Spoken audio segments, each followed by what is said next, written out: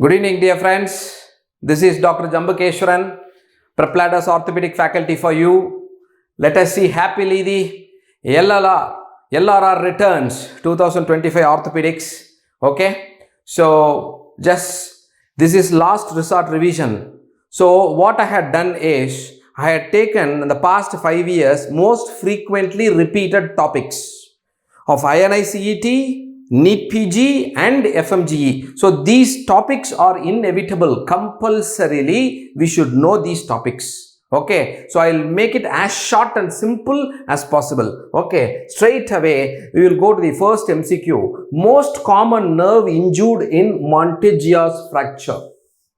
Monteggia's fracture. Most common nerve that is injured in Monteggia's fracture. You see, anterior interosseous nerve, posterior interosseous nerve, median nerve, radial nerve. Most of you would have guessed this answer. Okay. So by this time you will be knowing the answer. The right answer is posterior interosseous nerve. Let us see about Monteggia's fracture. Okay. This is otherwise called treacherous fracture. Monteggia's fracture is otherwise called treacherous fracture. Treacherous fracture. Treacherous means cheating. Treacherous fracture. Treacher means cheater. So this is called cheater's fracture. What is this Monteggia's fracture? It is proximal 1/3 ulnar fracture with dislocation of the radial head. So this is not a simple fracture. It is fracture dislocation. It is fracture of the proximal third ulna with radial head dislocation. Fall on outstretched hand with forearm in pronation is the most common mechanism. You look at this X-ray. There is proximal 1/3 ulnar fracture with radial head subluxation. That is called Monteggia. I will explain to you why this is called treacherous. You see, everyone when you take an X-ray, easily you can identify the ulnar fracture. Nobody, even a house surgeon, easily will diagnose an ulnar fracture. Many times, radial head subluxation will cheat us. So, this is called a cheating fracture, otherwise called a treacherous fracture. Okay. You see, there is a classification system you should know for Monteggia's. It is called Bado's classification. The classification system is called Bado, B-A-D-O, Bado's classification. Okay. Type 1, Type 2, Type 3, Type 4. 4 types are there. Type 1, fracture with anterior angulation, anterior dislocation of the radial head. This is type 1. Fracture with there is anterior angulation and the dislocation of radial head is anterior. This is type 1. This is the most common type. Asked question. Most common type. Second type is fracture, and the fracture angulation is posterior and there is posterior dislocation of the radial head. This is type 2. Rare. Type 3 is lateral dislocation, very rare. Type 4, rarest type, there is fracture of both ulna and radius with anterior angulation. This is extremely rare. Okay. So, strictly speaking, the most common type is type 1, Bado. The classification name is Bado. This is proximal third ulnar fracture with anterior dislocation of the radial head. You see, coming to the clinical feature, there will be swollen elbow. Dislocation of the head can be, dislocated head can be palpated either anteriorly or posteriorly depending upon the type. There can be finger drop and thumb drop because there is involvement of the posterior interosseous nerve. Posterior interosseous nerve compression is there. That is a commonest nerve that is injured. So patient can present to you with thumb drop and finger drop. Yes, this is the most important point I want to stress today. When you take an X-ray, please follow McLaughlin's line. McLaughlin's line is otherwise called radiocapitular line. You see, dear friends, please focus your fullest attention here. This is the only question they have not asked in the topic Monteggia fracture so far in any of our Indian entrants. I am telling you very confidently, so far, this is the question which they have not asked so far in the Indian entrance. McLaughlin's line, otherwise called radiocapitular line. Okay, you see, follow this line. See, what is this radiocapitular line or McLaughlin's line? Okay, you see, you just draw a line in center of the shaft of the radius. Fracture, I know fracture is in the ulna. I am asking you to draw a line in the center axis of the radius. this should go and cut the capitulum.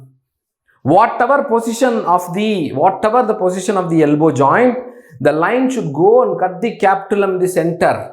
Then it is normal. If it is Monteggia's fracture, when you draw a line along center axis of the radius, capitulum is here. This is skipping the capitulum. It won't cut the capitulum. This is called McLaughlin's line, otherwise called radiocapitular line. When we follow McLaughlin's line, see, what does it suggest? When it's not cutting the capitulum, definitely it says radial head subluxation is there. No more Monteggia can cheat us. No more Monteggia can be a treacherous fracture. Okay, that is why, that is a significant. So far they have not asked this question. They can ask in the futuristic MCQ. McLaughlin's line is diagnostic of. They may ask a question. Okay, it is Monteggia's fracture. Treatment in children, Monteggia's fracture treatment is closed reduction and immobilization is the treatment of choice. In adults, open reduction with internal fixation with plate and screw is the treatment of choice. Child can be treated with conservative method. In adults, it is treated only with open reduction and internal fixation. Okay, and I can tell you very confidently, Monteggia's fracture is more common in children than adults. Okay, yes. Coming to complications of Monteggia's fracture, malunion of ulna and redislocation of the radial head. Okay, then non-union of ulna can possible, posterior interosseous nerve palsy. Since it is around the elbow joint, myositis ossificans. The radius can get united with ulna, that's called radioulnar synostosis. When this happens, pronation supination is gone. Finally, it can cause cubitus valgus. Supracondylar fracture will cause cubitus varus. Monteggia fracture, if at all it causes a deformity in the elbow, it can cause cubitus valgus. So far unasked. When we know Monteggia, it is mandatory we should know Galeazzi fracture also. Galeazzi fracture is otherwise called Piedmont fracture, fracture of necessity. These two synonyms you should not forget. It's called Piedmont's fracture, otherwise called fracture of necessity. Why this is called fracture of necessity? When Galeazzi fracture happens, in Monteggia, what I told, treatment, if it's a child, you can treat conservatively. An adult should be treated with surgery. Whereas Galeazzi fracture, the only treatment is open reduction, internal fixation with plate and screw. The only treatment is surgery. So 100% surgery is necessary. So this is called fracture of necessity. Okay, what is this Galeazzi fracture? It is fracture distal third radius with distal radioulnar joint subluxation. Exact opposite to our Monteggia. Monteggia fracture is fracture proximal third ulna with proximal radioulnar joint dislocation, that is radial head subluxation. Galeazzi is fracture distal third radius with distal radioulnar joint subluxation. Right. Don't ever try conservative. I told you 100% treatment of choice is only surgery. Okay, whoever suffers from Galeazzi. That is why this is called fracture of necessity. In clinical feature, one point I want to stress. You see, the fracture is in the distal radius with distal radioulnar subluxation. What happens? Ulna will become more prominent. Since there is distal radioulnar joint subluxation, when you press the ulna will go down. When you release, it will come up. When you press, it will go down. When you release, it will come up like a piano key. So this is called, this clinical sign is called piano key sign. This clinical feature is called piano key sign. Piano key sign is the classical clinical sign of Galeazzi fracture. Right.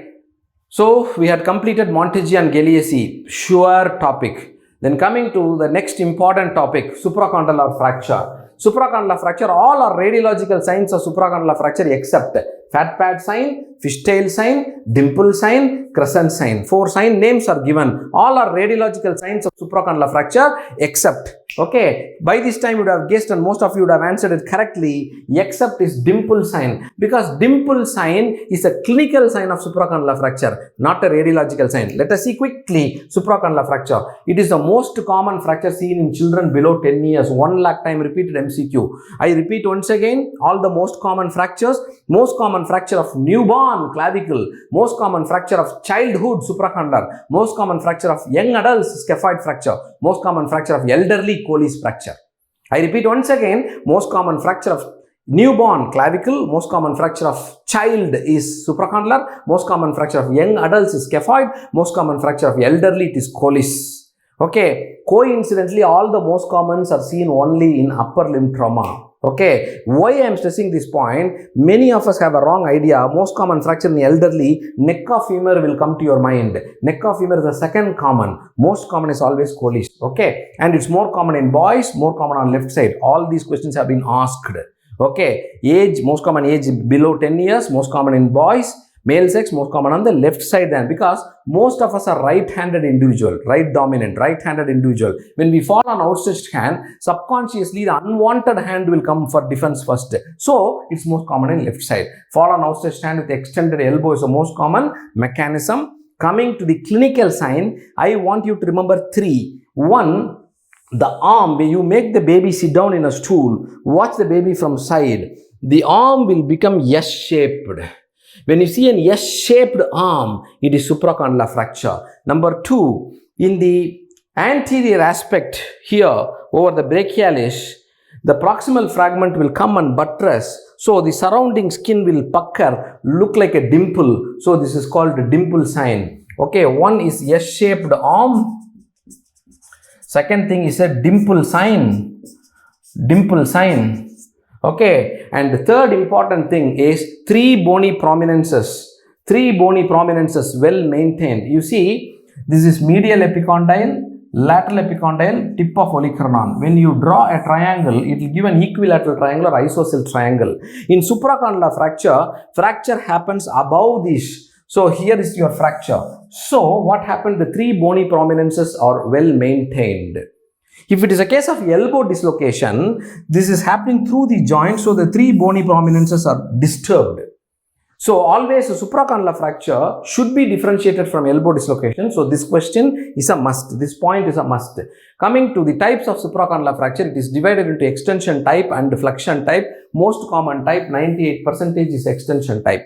Extension is again subdivided into posteromedial, posterolateral. The most common is posteromedial, 80%. So, if they ask what is the most common type of supracondylar fracture, it's posteromedial type of extension type of supracondylar fracture.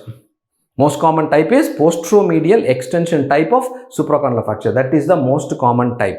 Okay. The second common type is flexion type. Only 2% chances are there. Here there is an irony. There is a catchy area. This area is a hooking area in MCQ. Please focus your fullest attention. This extension type is divided into 2. I said posteromedial, posterolateral. The most common is posteromedial. Posteromedial, the nerve that gets damaged is radial. In posterolateral, the nerve gets damaged is anterior interosseous. But the question asked is, which is the most common nerve that is injured? Which is the most common nerve that is injured in supracondylar fracture? The answer is anterior interosseous nerve. The explanation is posterolateral type is more prone for nerve injury than posteromedial type. We know posteromedial is the most common type, but that is not prone for nerve injury. So, posterolateral is more prone for nerve injury. Even though it is 20%, many times it's involving the nerve. So, straightforward answer, the most common nerve that is damaged in supracondylar fracture is anterior interosseous. We had seen Monteggia, the most common nerve is posterior interosseous. In supracondylar fracture, the most common nerve that is damaged is anterior interosseous. In elbow dislocation, directly it is the median nerve that is most commonly injured. Okay, we should not forget. In shoulder dislocation, axillary nerve. Okay, so this and all these points we know. Now, going to the classification system for supracondylar fracture, several times asked question. The classification is called Gartland. Gartland's classification. It is Gartland classification. It is type 1, type 2, type 3. Type 1, fracture is complete but totally undisplaced. Fracture is complete but totally undisplaced. Type 2, posterior cortex is intact, anterior cortex is open. This is type 2. Type 3, totally the posterior, total displacement is there. So, the S-shaped arm is seen only in type 3 supracondylar fracture. If it is undisplaced like type 1 and type 2, you cannot appreciate clinically the S-shaped arm. Coming to the radiological sign, I want you to know 4 named radiological signs. You closely watch, you just zoom your app and see here, this area, you can see in posterior aspect of the humerus and the anterior aspect of the humerus, you can see a gaseous shadow-like thing. This is called fat pad sign. This is called fat pad sign. Surest sign of supracondylar fracture. Whether, see, when you zoom and see your app, no? See here, you can see a small hairline like crack. Hairline like crack. Okay, so this is supracondylar fracture. Whether the fracture is incomplete, complete, displaced or undisplaced, guaranteed you can see a fat pad sign. So, this is the surest sign. Second thing, very importantly, you see this is a normal elbow X-ray.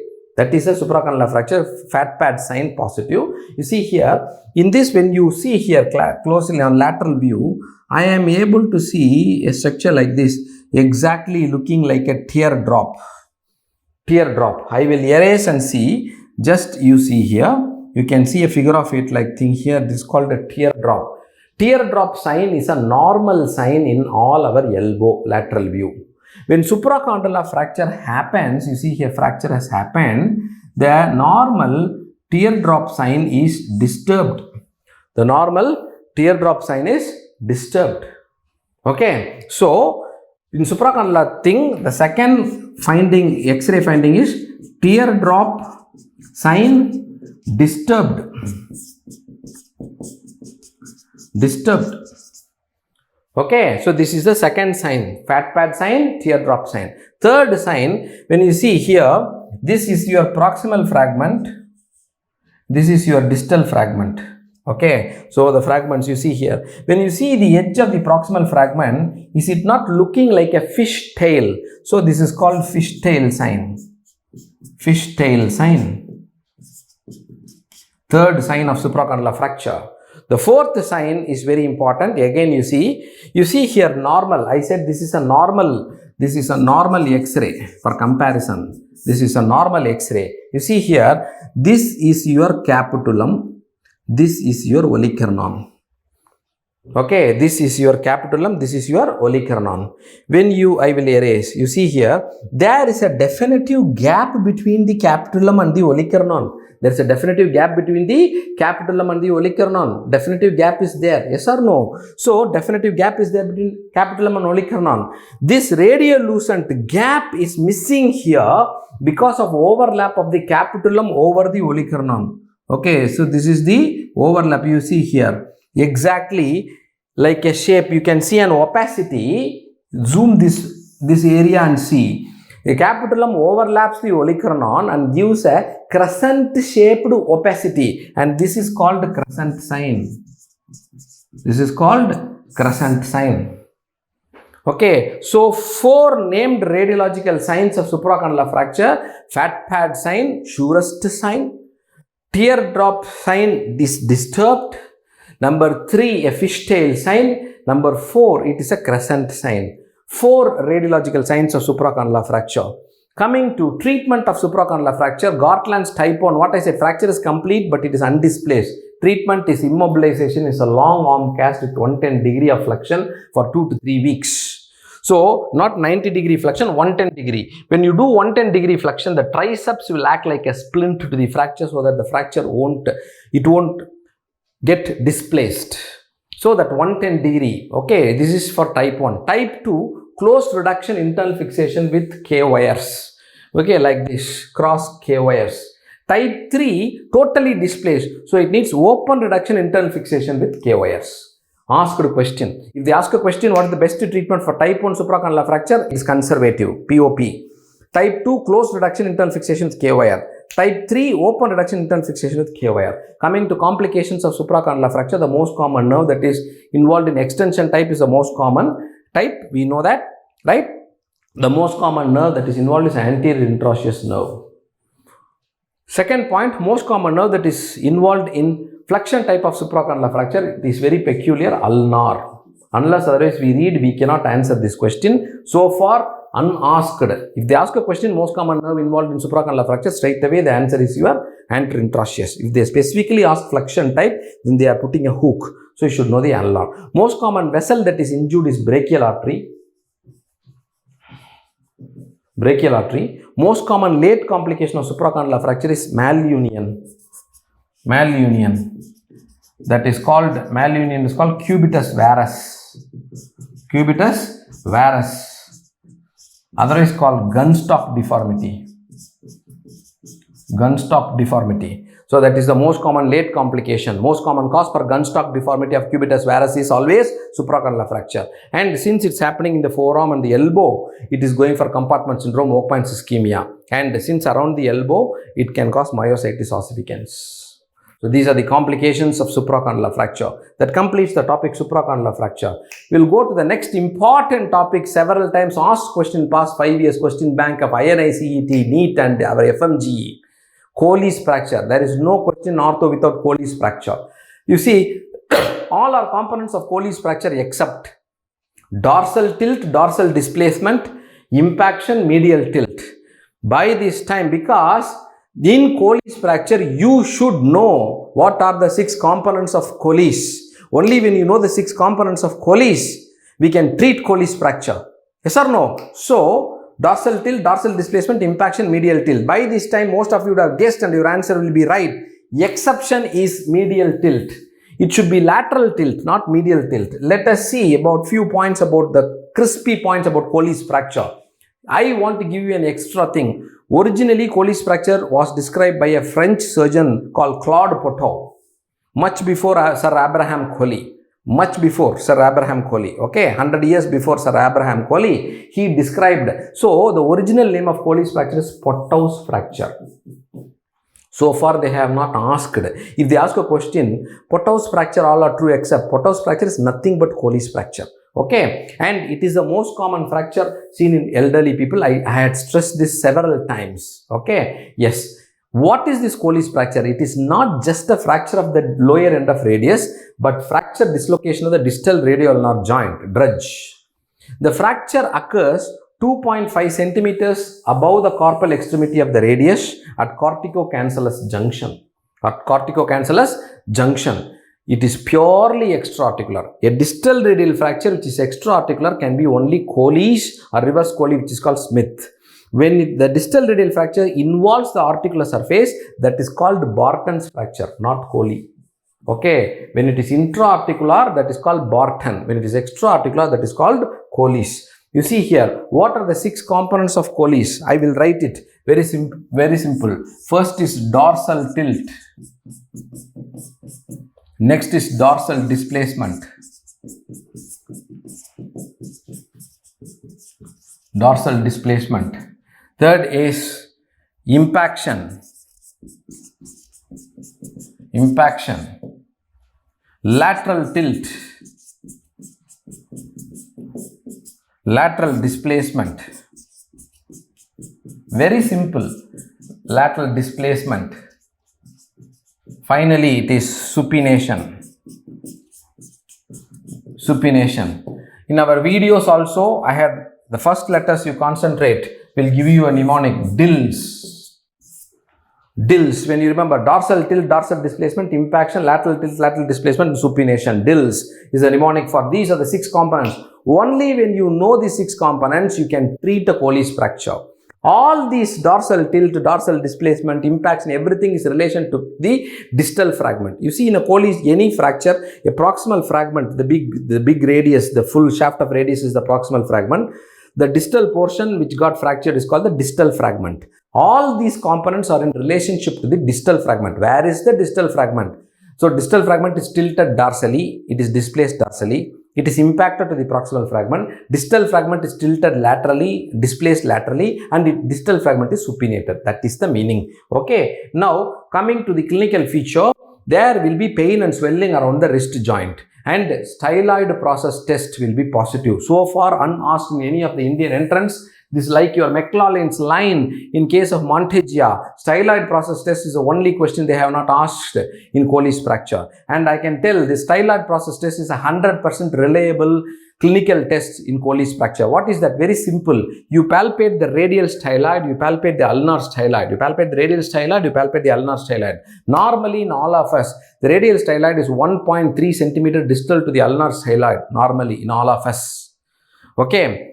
In Colles fracture, both radial styloid and ulnar styloid will be at the same level. and that is called the positive styloid process test. So you palpate Colles. Obviously by X-ray we can diagnose Colles fracture. Suppose we are in a situation, you are working in a primary health center, X-ray machine is not available, patient had fallen outstretched hand with a swollen wrist, and elderly people is coming, you want to confirm that is Colles fracture, do a styloid process test. When styloid process test is positive, that can be a Colles fracture. So the classical deformity you see here, exactly it looks like a dinner fork. So this classical deformity is called a dinner fork deformity. Okay, this is called a dinner fork deformity. Several times asked a question. Yes. Now coming to treatment of Colles fracture, the treatment 100%, the essentially treatment of choice for Colles fracture is conservative, POP only.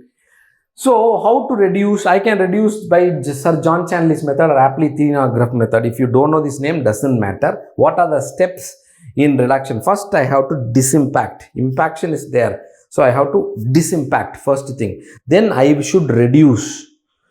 Third thing, I should confirm the reduction. How to confirm the reduction? I will do a styloid process test. Styloid process of radius should go a little distal to the ulna. That confirms it is reduced properly. After that, POP application, plaster application, cast application. Okay. So what are the steps? Disimpaction, reduction, confirmation, then cast application. How to apply a cast? The cast, I should apply the POP cast is a below elbow POP cast in full pronation. This is supination. Do it in full pronation, palmar flexion, ulnar deviation. How to immobilize? Full pronation of the forearm, palmar flexion, ulnar deviation. You see here a palmar flexion, ulnar deviation. Okay, exactly. So you should immobilize, and finally the cast will look like this. Okay, why to do? When I do full pronation, you go back to the 6 components of displacements of the Colles. When I do full pronation, supination is neutralized. When I do palmar flexion, dorsal tilt and dorsal displacement is neutralized. When I do in ulnar deviation, the lateral tilt and lateral displacement is neutralized. You got my point, right? So you see here, you see these 6 components. When I do disimpaction, when I pull disimpact, impaction is neutralized. When I give the POP in full pronation, the supination is neutralized. When I do palmar flexion, the dorsal tilt and dorsal displacement is neutralized. When I do ulnar deviation, the lateral tilt and lateral displacement is neutralized. All the 6 components, displacements are neutralized with your cast, and this is called Colles cast. It's a below elbow POP cast in full pronation, palmar flexion, ulnar deviation. That is called a Colles cast.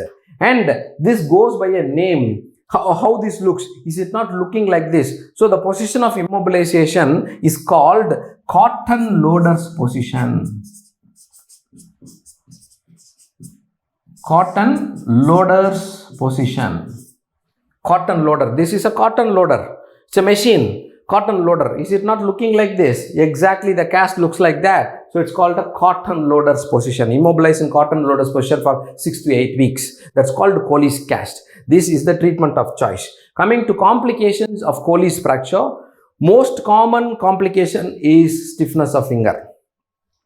Second common complication is malunion, dinner fork deformity. If the dorsal tilt, the lateral tilt, if it is not corrected, it will end up in a dinner fork deformity, malunion. Why I am specifying the point? They are asking several times asked question, most common complication of Colles. Our guys, if malunion is there, they are ticking straight away malunion. You search in the 4th choice, stiffness of finger is there or not. If stiffness of finger is not there, then your right answer is malunion. If stiffness of finger is there, that is the first most common complication. Okay, then a malunited Colles can cause carpal tunnel syndrome. Another important complication of Colles fracture is pseudox osteodystrophy. This is otherwise called chronic regional pain syndrome, CRPS, chronic regional pain syndrome. Very, very important. The tendon that frequently get ruptured or injured in Colles fracture is extensor pollicis longus tendon. Extensor pollicis longus tendon. These are the complications of Colles fracture. Okay, let us proceed to the next important topic, an MCQ. Look at the thing. A 40-year-old male sustained dashboard injury. He's traveling in a car. He didn't wear a seat belt. Collision has happened. So he is sitting like this. 90-degree hip is flexed. 90-degree knee is flexed. Knee joint is going and dashing the dashboard. It's called dashboard injury. Attitude of his lower limb is flexed, adducted, internally rotated. Flexed, adducted and internally rotated. What's the probable diagnosis? Posterior dislocation of hip, anterior dislocation of hip, central dislocation of hip, none of the above. Dashboard injury, your attitude is flexion, adduction, internal rotation. The answer should be posterior dislocation of hip. Okay, yes. So hip dislocations, very important topic. Let us try to see in one slide. Most important mechanism, okay, most common mechanism of injury of posterior dislocation hip is dashboard injury. Where that of anterior dislocation hip is air crash. I used to teach my students that probably anterior dislocation of hip is a very costly injury. Only can have air crash. Okay, so this is dashboard, car accidents. The classical attitude of posterior dislocation hip is flexion of the hip, adduction of the hip, internal rotation. Looks like this: flexion, adduction, internal rotation. Whereas that of anterior dislocation hip is flexion, abduction, external rotation. Okay, since there is flexion, abduction, external rotation, there may be apparent lengthening of the lower limb. In posterior dislocation, there is apparent shortening, marked shortening. And in posterior dislocation, the head of the femur has dislocated posteriorly. Below it is posterior to the acetabulum. So vascular sign of Noreth is positive. What do you mean by vascular sign of Noreth? Vascular sign of Noreth is you palpate the femoral artery pulsation. When you palpate the femoral, you know the mid-inguinal point. Okay, you know the mid-inguinal point. When you palpate that, you can palpate the femoral artery. In the femoral artery, easily the pulse is palpable. When you make the patient lie down in supine position, when you palpate the femoral artery, pulsation is felt very easily because underlying bony support is there. In a ball and socket type of joint, your head of the femur is inside the acetabulum, so bony support is there. If posterior dislocation of hip happens, the support is dislocated. Bony support is gone. So when you palpate over the femoral artery pulsation is not felt. That is called vascular sign of Noreth. So what is positive vascular sign of Noreth? Femoral artery pulsation is feeble or absent. When the femoral artery pulsation is feeble or absent, that is called vascular sign of Noreth. In anterior dislocation of hip, the head of the femur is anterior, so underlying bony support is there. So vascular sign of Noreth will be negative. In central dislocation, there is no different attitude. In posterior, it is flexion, adduction, internal rotation. In anterior, it is flexion, abduction, external rotation. In central dislocation, what happens? Head of femur pierces the acetabulum. It just pierces the acetabulum. Okay, so there is no limb length discrepancy. There is no abnormal attitude of the lower limb. The lower limb appears normal. Only thing, when you do perectal examination, head of femur is palpable in the perectal examination because it has pierced the acetabulum and it comes into the pelvic cavity. Head has come into the pelvic cavity. That is called central dislocation. Extremely rare. Okay, yes. Now coming to the X-ray findings of posterior dislocation, you see here, this is a normal X-ray. You see, when you draw this green color line, it draws over this inferior border of the superior pubic rami. When you draw, a smooth curve is seen. It comes and cuts your head and your neck, a smooth curve like this. This is called Shenton's line. In case of posterior dislocation, when I draw a Shenton's line, the Shenton's line is broken. Head is seen posterior to the acetabulum. The Shenton's line is broken. When I see an anterior dislocation, you see the head lies anterior to the acetabulum. Here it lies posterior to the acetabulum. Here it lies anterior to the acetabulum. In central dislocation, as I told, you see here, your head of femur, it has broken the acetabular cavity and it has entered. You are able to see This is an intact acetabulum. Here the acetabulum is broken and head is entering the cavity. That's why when I do a perectal examination, I can palpate the head of the femur. This is how an X-ray looks, and all this is an asked question. Shenton's line is an asked question. Yes. Now coming to reduction techniques of the hip dislocation, ideal method is, two methods are commonly used. One is Alice traction method, another classical Watson-Jones method. Bigelow's, Stimson's gravity, the names you should know. Okay, the names you should know. Make the patient lie down in supine position. One gives support to the pelvis, give counter traction to the pelvis. The orthopedic surgeon flexes the knee to 90. He pulls. When you just straightly, when you pull, it is called Watson-Jones method. When you internally and externally rotate and pull, that's called Alice traction method. So these are the two methods of choice that are employed in case of hip dislocation. Coming to complication, most common nerve that is damaged is sciatic nerve, that too the common peroneal division. Most common vessel that is affected is superior gluteal artery. Most common myositis ossificans, like elbow, it is possible in the hip also. Since there is dislocation of the head posteriorly, you know, when complete dislocation happens, there is a vessel which connects the acetabulum to the fovea of the head of the femur. That is called foveal vessel.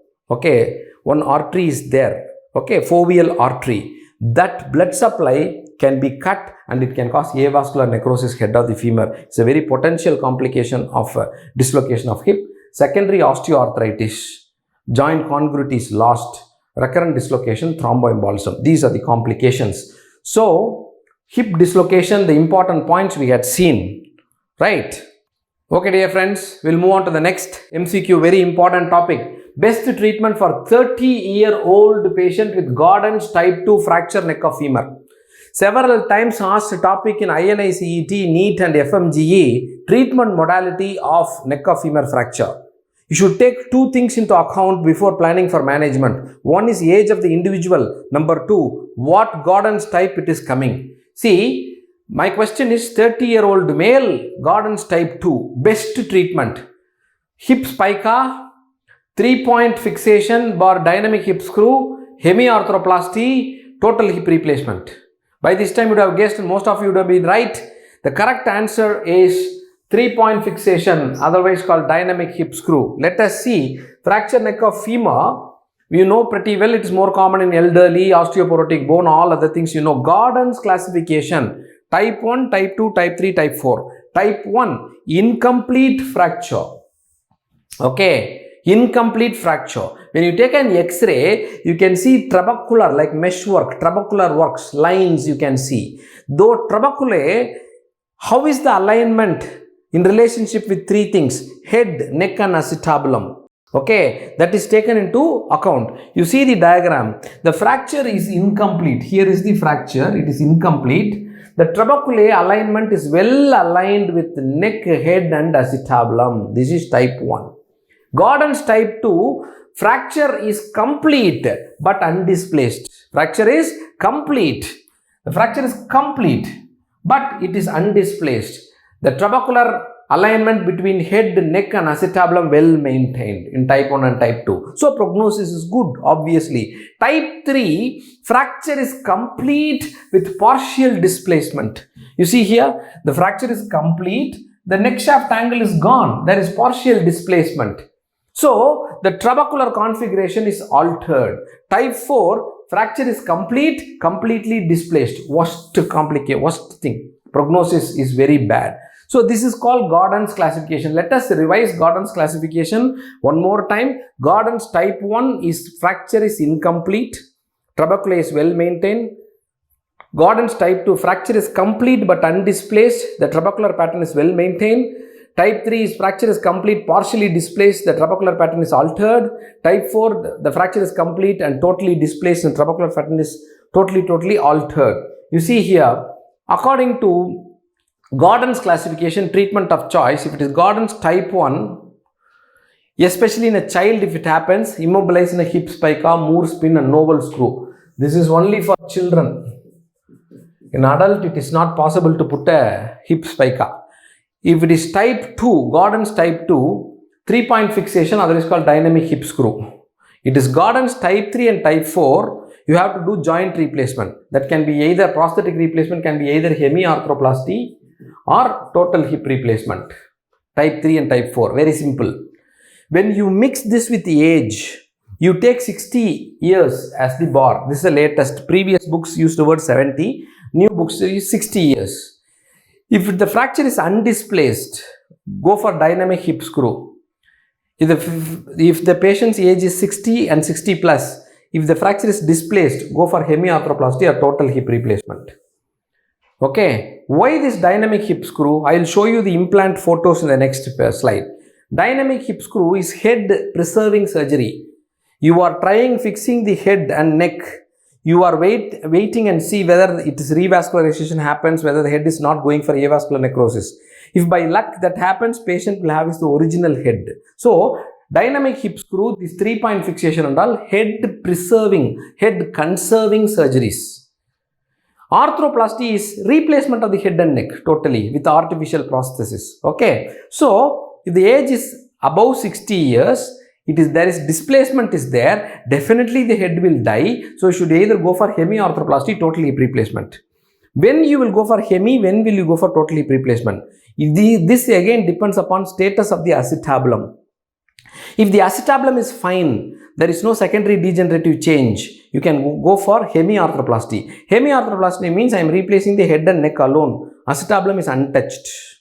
Acetabulum is untouched. So, this is hemiarthroplasty. Right? Total hip replacement is replacing the head, neck and the acetabulum. Okay? Yes. If it is a young adult, our question is 30 years. Young adult, if it is undisplaced, go for dynamic hip screw or 3-point fixation. Even if it is displaced, reduce and go for dynamic hip screw or 3-point fixation. Try to conserve the head. Follow up for 3 to 6 months. If the head has not gone for avascular necrosis, leave it. The original head is preserved because he is very young. Why?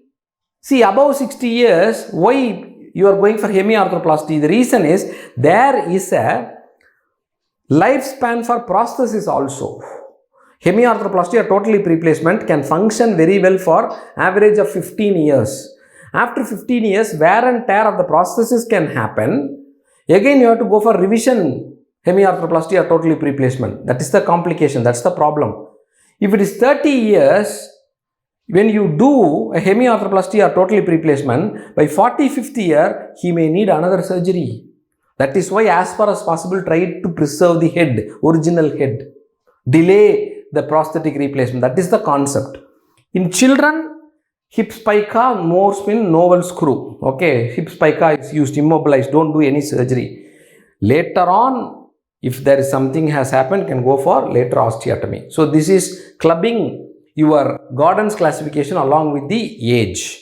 So, our patient's age is 30 years and Gordon's type 2. So, definitive management best treatment is head preserving surgery, that is either dynamic hip screw or 3-point fixation. You see here, this is called 3-point fixation. Through just below my greater trochanter, I am putting 3 screws. I am putting 3 screws through the fracture. This is the fracture line. Through the fracture line, I am passing the 3 screws. When you see in this angle, the screws are just given in a inverted triangular fashion. It will be in inverted triangular fashion. Okay. So, this is called 3-point fixation. And this is your dynamic hip screw. This is your head screw. You are fixing that with a plate, dynamic hip screw. Because all these questions they had already asked in image based. That's why I had given. And this is your hemiarthroplasty prosthesis. 2 prostheses are available. One is called Austin Moore's prosthesis. Another is called Thompson's prosthesis. Okay. So, one is Austin Moore, another is Thompson's prosthesis. When you see a hole here, fenestrations, that is Austin Moore. That is without fenestration is Thompson's prosthesis. And total hip replacement, you are replacing the acetabulum also. Okay. Now, very importantly, I want to stress a point, dear friends. Complications of fracture neck of femur. You see, several times students get confused. The most common complication is avascular necrosis or non-union. That is why with authenticated percentage I had given, most common complication is avascular necrosis up to 40%. Second common complication is non-union, 36%. Third common complication is thromboembolism, 20%. So, most common complication of fractured neck of femur is avascular necrosis. Second common complication is non-union. Third common complication is thromboembolism.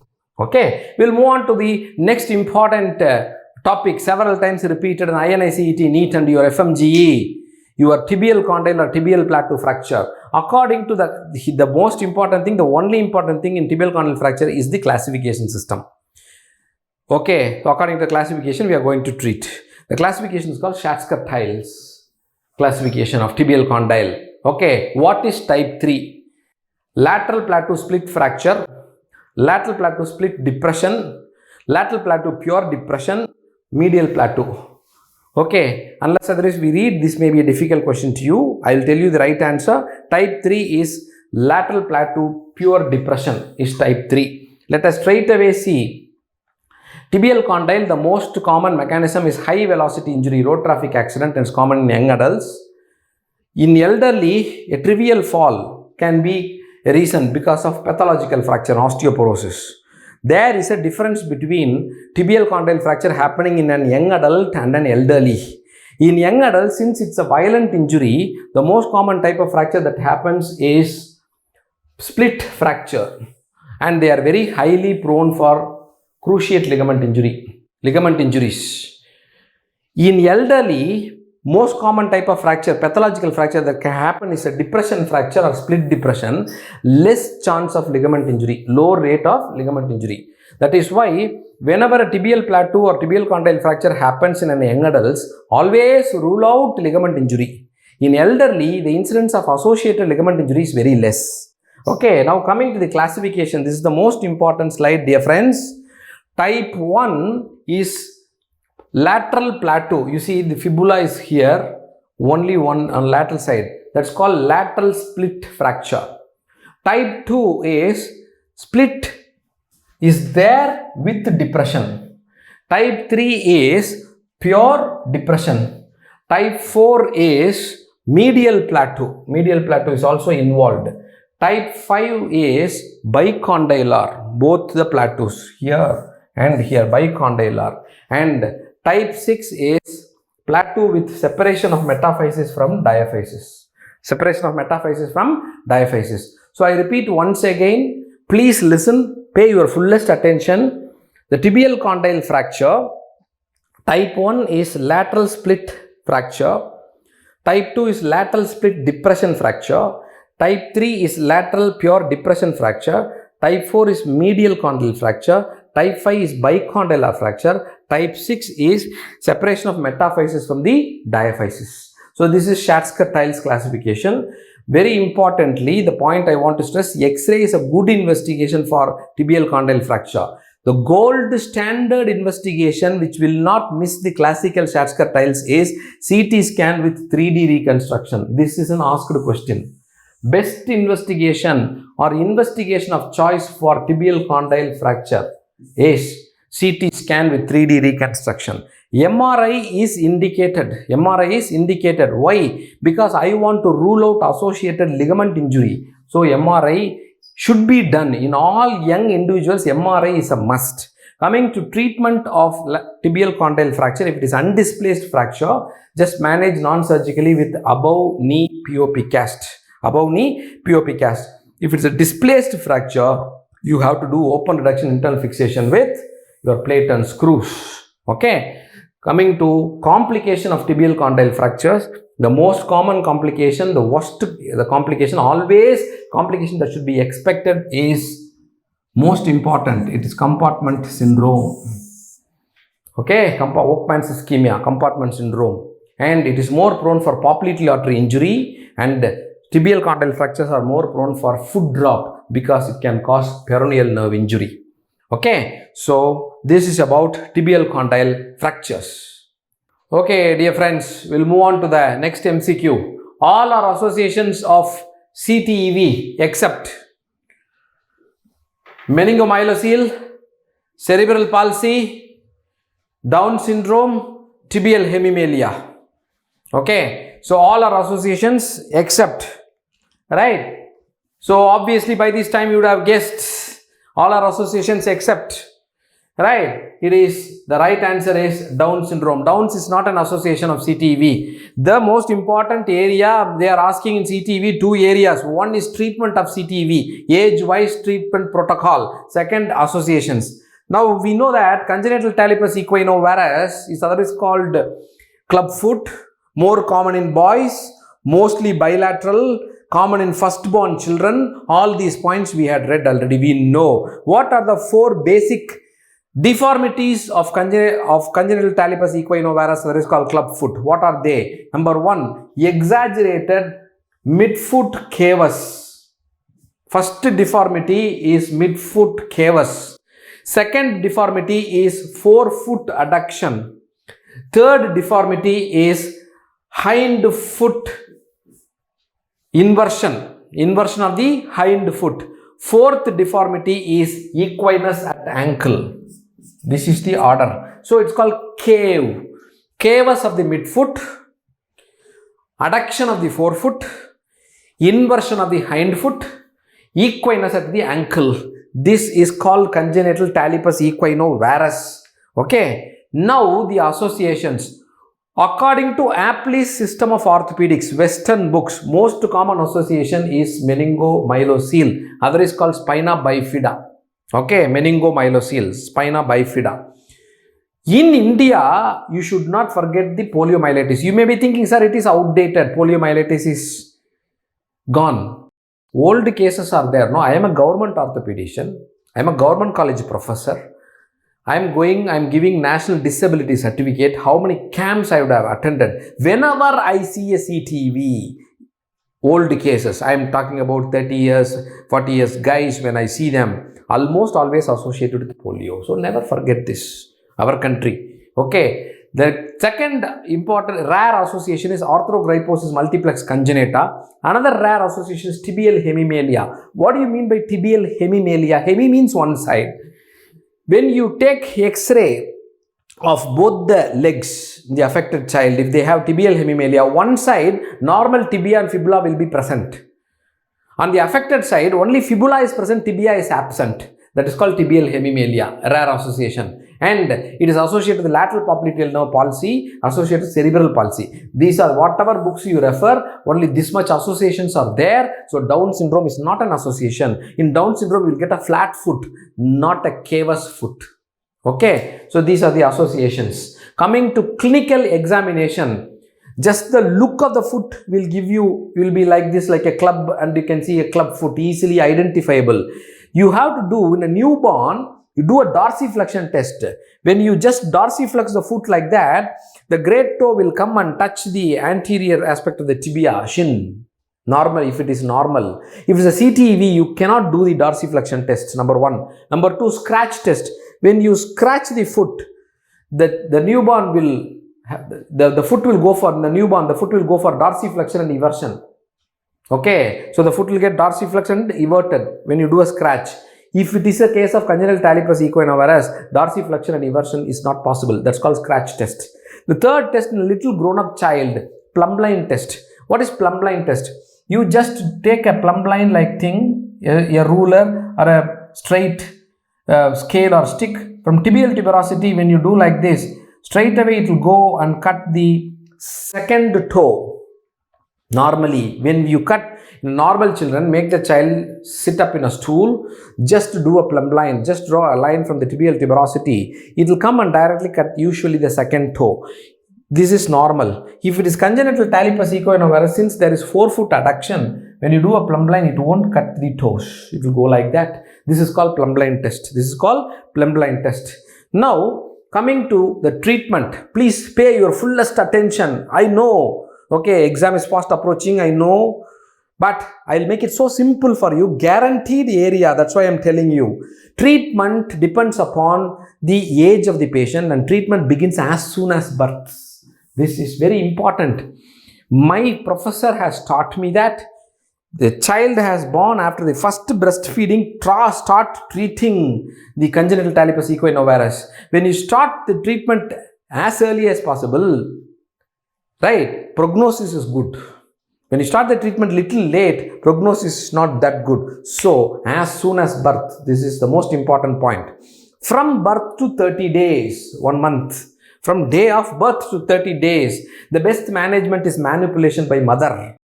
She dorsiflexes and everts the foot.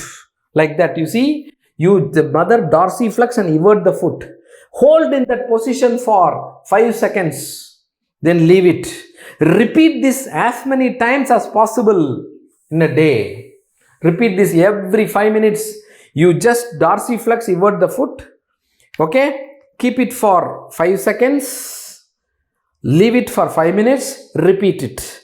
So my professor used to say, and we used to follow that, whenever the child is sleeping comfortably, do this, repeat this. This is called manipulation by mother. That's why an orthopedician or physiotherapist will teach the mother how to manipulate. Very, very effective treatment from birth to 30 days. Once it has crossed 3 months, 3 months to 1 year, serial correction and casting is done by an orthopedician. And the time-honored question is this.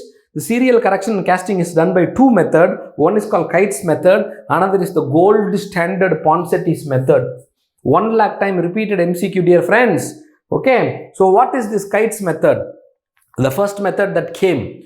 This is serial correction and this should be done every 2 weeks. It's corrected and fixed in a cast, POP cast, every 2 weeks for 6 to 8 weeks. You will correct, you will put it in a cast, 2 weeks, then you have to come to the hospital. Like that, you should repeat for 6 to 8 cycles, 6 to 8 weeks, you should do like that. And order of correction is very important in Kites method. You should correct forefoot adduction first, inversion next, equinus last. This is the most important point. Asked question. Order of correction of CTEV. Forefoot adduction first, inversion next, equinus last. When you change the order, reverse the order or change the order, it will end up in another complication called rocker bottom foot. The baby will come to you with a club foot, will go with a, you know what is a rocker bottom. This is a rocker bottom. Okay. So vertical talus. Talus will turn vertically and the foot will become like this. It's called rocker bottom foot. So that's the complication when you wrongly corrected.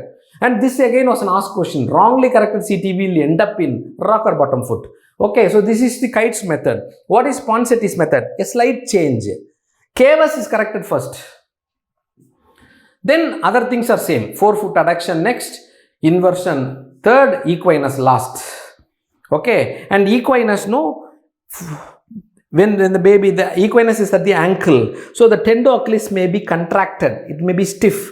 So percutaneously, using a needle or a scalpel, I am releasing few fibers of tendo-Achilles. That's called tendo-Achilles tenotomy. That's called tendo-Achilles tenotomy. Then I'll put a serial cast like this. You see, the baby came like this. Improved, improved, improved. Okay, the foot has become straight. This is called Ponseti method. This is the gold standard method. Okay, this is the gold standard because the success rate is 90%. Success rate is 90%. After reduction, after everything is corrected, maintain this with foot abduction orthosis so that again recurrence won't happen. For few months, you have to put it in a foot abduction orthosis. This is the best treatment when the child is between 3 months and 1 year. If the child has crossed 1 year and less than 5 years, all these Ponseti's method, Kites method is useless. You have to go for surgical procedure. What is that? It's called posteromedial soft tissue release. PMSTR means posteromedial soft tissue release. I am going to release a few posteromedial soft tissues. That procedure is called Turcos procedure. This was the asked question. Turcos procedure is called posteromedial soft tissue release. What are the things I am releasing? I am releasing the tendo-Achilles. I am releasing the posterior capsule. I am releasing the tibialis posterior tendon. Okay, totally there are 13 structures, but it's too much for UGs. So I am telling these 3 you should not forget. Primary 3, posterior capsule, tibialis posterior tendon, tendo-Achilles. These posterior medial structures are released. That's called Turcos procedure. When the child has crossed 5 years and it's between 10 years, your soft tissue release procedure is useless. You have to go for bony reshaping. There are 2 bony reshapings available. One is called Dwyer's osteotomy, another is called Dillwyn-Evans procedure. When the child had exceeded 10 years, that CTEV is called neglected CTEV. You cannot do anything except triple orthodesis, that is fusing the three joints. What are the three joints? This was an asked question: subtalar joint, talonavicular joint, calcaneocuboid joint. Subtalar, talonavicular, calcaneocuboid. So this is the treatment protocol, management of CTEV. Let us see one time, let us revise. Please focus your fullest attention on me. Please look at me, please. Treatment is begun as soon as birth. Okay. From day 1 to 30 days, best treatment is manipulation by mother. Okay, mother dorsiflexes and everts the foot, keep for 5 seconds, leave it, repeat after 5 minutes, as many times as possible. From 3 months to 1 year, I can do serial correction by an orthopedician, either by Kite's method or Ponseti. Ponseti is always superior. Cavus is corrected first, forefoot adduction next, inversion third, equinus last. When you reverse the order or change the order, it will end up in a catastrophic complication called rocker bottom foot. When the child has crossed 1 year and it is less than 5 years, best treated by posterior-medial soft tissue release, which is called Turcos procedure. When the child is above 5 years, less than 10 years, bony reshaping by Dwyer's osteotomy or Dillwyn-Evans procedure. When the child is about 10 years, the only treatment is triple orthodesis by fusing subtalar, talonavicular, calcaneocuboid joint. This gives a pain-free, stable foot. That's all, not a mobile foot. Pain-free, stable foot. That is the end, okay, of CTEV, neglected CTEV. Highly expected. Let us move on to the next important topic. Repeated topic in NEET, INI-CET and FMGE. Okay, in pediatric orthopedics, all are risk factors for developmental dysplasia hip, except developmental dysplasia hip is otherwise called, previously it was called congenital dislocation hip. Developmental dysplasia hip or congenital dislocation hip, all are risk factors except breech presentation, firstborn, female child, preterm. Okay, so by this time you would have guessed, yeah, mostly your answer is right. The exception is preterm because it is common only in full term, not in preterm. Okay, so that is the exception. These are the risk factors. Let us see. It is development. See, congenital talipes equinovarus is common in India, whereas developmental dysplasia hip is uncommon in India because we used to carry the baby like this. Our mother, our grandma, so grandma, we used to carry the child like this. Okay, so even if we would have suffered from developmental dysplasia hip, when you carry like this, no, that will get reduced automatically. That is why uncommon in India, very common in Europe, because they swaddling. There's a procedure in Europe in cold climates called swaddling. So if there is this newborn is suffering from DDH, that won't get reduced.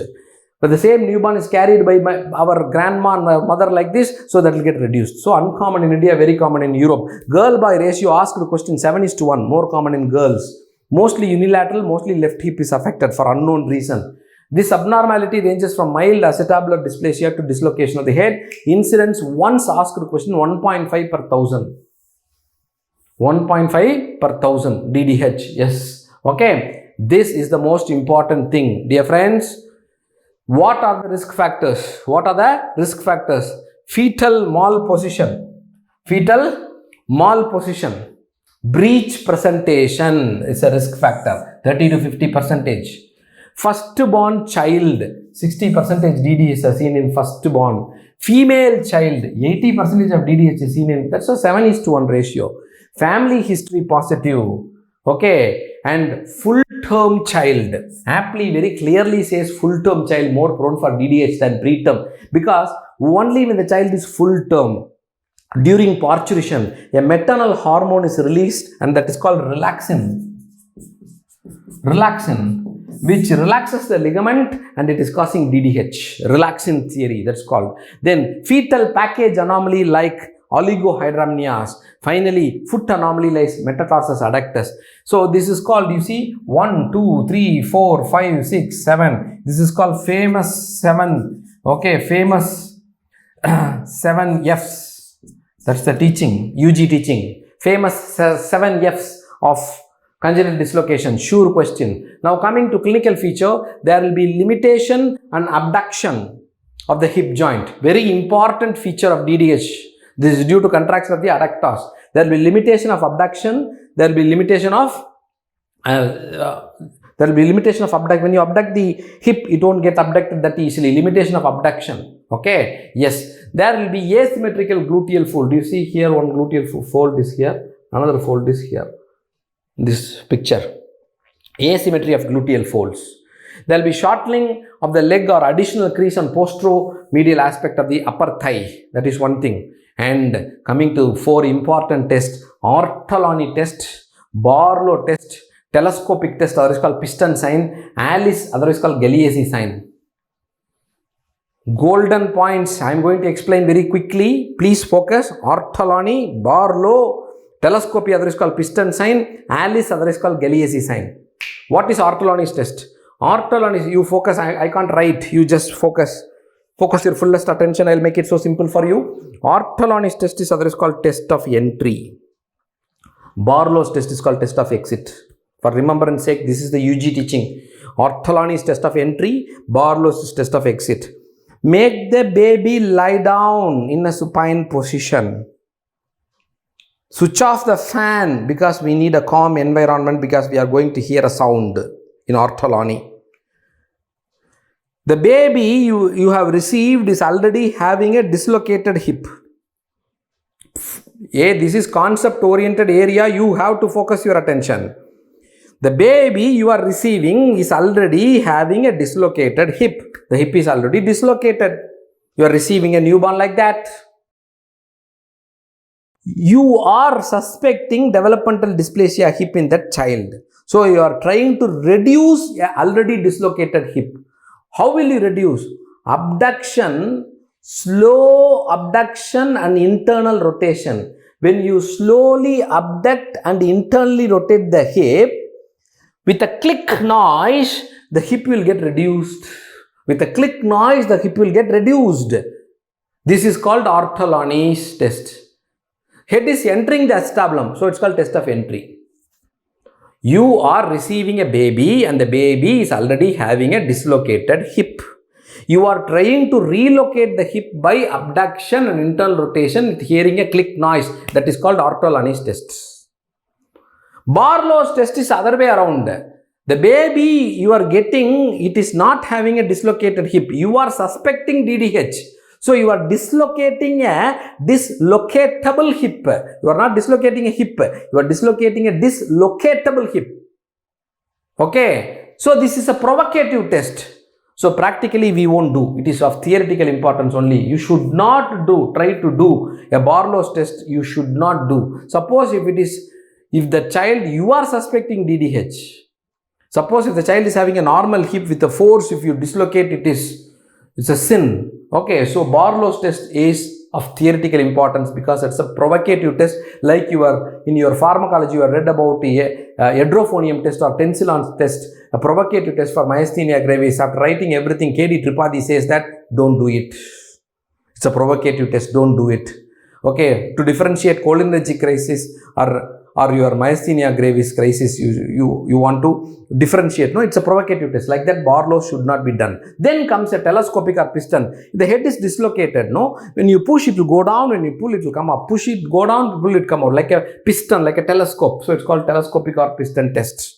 The thing is called Alice or Galeazzi sign. Very important. Make the baby lie down in a supine position. Flex both the hip to 90 degree. Flex both the knee joint to 90 degree. Normally, level of knee joints, both the level of knee joint should be at the same level. If it's a case of developmental dysplasia hip on the affected side, the level of the knee joint will be lower level like this. This is normal level. This is lower level. And this is called Alice test, or is called Galeazzi sign. Galeazzi, named after the same fracture guy, Galeazzi, who first described Galeazzi fracture, who did a great work in congenital dislocation hip. So it's called Galeazzi sign. Coming to gait, unilateral development dysplasia hip, the gait is called Trendelenburg gait. In bilateral development dysplasia hip, it is called Sailor's gait, otherwise called duck waddling gait. Asked question. Coming to imaging, you take an X-ray. Two lines are important, dear friends. You please focus your full attention. Two lines. One line I am drawing along the outer border of the acetabular. Okay, outer border of the acetabulum. This line is called Perkins line. Okay, Perkin, P-E-R-K-I-N, Perkin's line. Another line, I am drawing a horizontal line along the triradiate cartilage. Here is my triradiate cartilage. 3 bones unite, triradiate cartilage. That line is called Hilger-Reiner's line. H-I-L-G-E-N-R-E-I-N-N-E-R. Hilger-Reiner's line. 2 lines are there. Normal head of the femur, it should be in the, normally it should be in the, see when I lie one vertical line and a horizontal line, I am getting 4 quadrants. This is upper outer quadrant, this is lower outer quadrant, this is upper inner quadrant, this is lower inner quadrant. I am getting 4 quadrants. Normally your head should be in the lower inner quadrant. Here it should be. This is normal. If it is a, see here it should be, if the head is here, it is normal. Okay. In developmental dysplasia hip, it will be in the upper outer quadrant. This is abnormal. A dislocated hip. This is abnormal. So this was an asked question. In radiology, Perkin's line and Hilger-Reiner's line are used to diagnose developmental dysplasia hip. Coming to treatment, the treatment of developmental dysplasia hip mainly depends upon age of the child. If the age is 0 to 6 months, best treated by Pavlik harness, 1 lakh time repeated MCQ. In image based, the same image came Pavlik harness. That's the Pavlik harness. It is flexing the hip and abducting the hip and immobilizing the hip in that position, human position. That is called Pavlik harness. If it is, the age of the child is between 0 to 6 months. If the age has crossed 6 months and the age is less than 1.5 years, that is 18 months, closed reduction and immobilization in a hip spica. You see, this is a hip spica and an abduction orthosis is given. This is called human position. This is called human position. Asked question. Human position means hip in 45 degree flexion, hip in 45 degree flexion and 45 degree abduction. That is called, I am repeating, please focus your attention. Hip in 90 degree flexion, 45 degree abduction. That is called human position. Hip in 90 degree flexion, 45 degree abduction. That's called human position. So you have to immobilize in human position.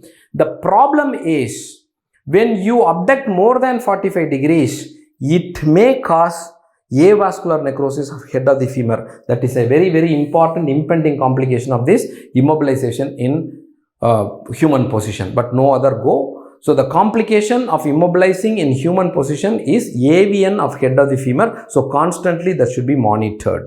Then 3 to 4 years, if the child is if it is 2 to 3 years, closed reduction is not possible. Open reduction and immobilization in human position. If it is 3 to 4 years, open reduction, femoral shortening, varus osteotomy. 4 to 6 years, acetabular reconstruction procedures. More than 6 years, it's called neglected CDH. You can't do anything. Allow the child to play. The skeletal maturity completes. After teenage, you can do Schanz osteotomy. All the books uses the word Schanz osteotomy. Was asked a question. Aptly alone uses the word Charis osteotomy. So, I want my students to remember both their names. Schanz osteotomy, Charis osteotomy. They are done for neglected CDH. Okay. Very important topic. We have completed CDH. Let us move on to the next MCQ. All are X-ray findings of slipped capital femoral epiphysis except SCFE, slipped upper capital femoral epiphysis. Otherwise called SCFE, slipped capital femoral epiphysis. Other is called adolescent coxavera. All are one and the same. Very, very important topic, repeated topic several times, especially in FMGE. SCFE. Okay, all are X-ray signs except sagging rope sign, steel sign of Blanche, Trethoven sign, relatively decreased height of the epiphysis. By this time you would have guessed the answer. Yeah, the right answer is except sagging rope sign. Sagging rope sign comes in Perthes disease, not in slipped capital femoral epiphysis. Let us see very quickly the salient points of slipped capital femoral epiphysis. This other is called adolescent coxavera or epiphysiolysis. It is post-inferior migration of the proximal femoral epiphysis through the physis. And to be very, very honest, it's a misnomer because epiphysis is not slipping. It's called slipped capital femoral epiphysis. Only the metaphysis is slipping. Epiphysis cannot slip because epiphysis is fixed to the acetabulum by ligamentum teres. You know the foveal vessels, or vessel of ligamentum teres comes through that and gets inserted into the fovea. That's called ligamentum teres. So this usually your epiphysis cannot slip. It is fixed to the acetabulum. Only the metaphysis is slipping. Exactly like you see this. That's a comparison. The cone ice you are seeing, no? So the ice cream, it is slipping like that. It is fixed here. Only the metaphysis, the cone is slipping, but it look as if the ice is slipping. Okay, exactly. See, the epiphysis is fixed here. Only the metaphysis has slipped. So it is called, but it's a misnomer. It's called slipped capital femoral epiphysis. Okay. And the question they had asked several times, the only question they had asked in this thing is age group. More common in boys, 10 to 16 years. 1 lakh time repeated MCQ. That's why it's called adolescent coxa vara. That's why it's called adolescent coxa vara. And certain child are more prone for that. Obese tall children, because it is most of the time it's associated with hormonal imbalance like hypogonadism. Associated with hypogonadism. I had seen many cases in my government setup, slipped capital femoral epiphysis. The child will be tall, will be obese, having a micro penis. Boys will be having a micro penis, hypogonadism, common association. Asked question. Yes, you see here, on examination, affected limb has mild to moderate shortening. The limb attitude is externally rotated and there is limitation of internal rotation. That's the earliest sign. Asked question. Limitation of internal, the leg is externally rotated. When you try to do internal rotation, it is not possible. Limitation of internal rotation, earliest sign. And the next important test is called axis deviation test. Other is called knee axilla test. Knee axilla test, other is called axis deviation test. So see, I will explain. Okay. So if you just see, you focus on my attention. You make the child lie down in a supine position. Okay, you flex the hip, you flex the knee to 90 degree. When you fully flex the hip and the knee, normally when this is my knee should move towards the opposite nipple. For example, if I am flexing the right hip and the right knee, the knee automatically should go towards the left nipple, opposite nipple. This is normal.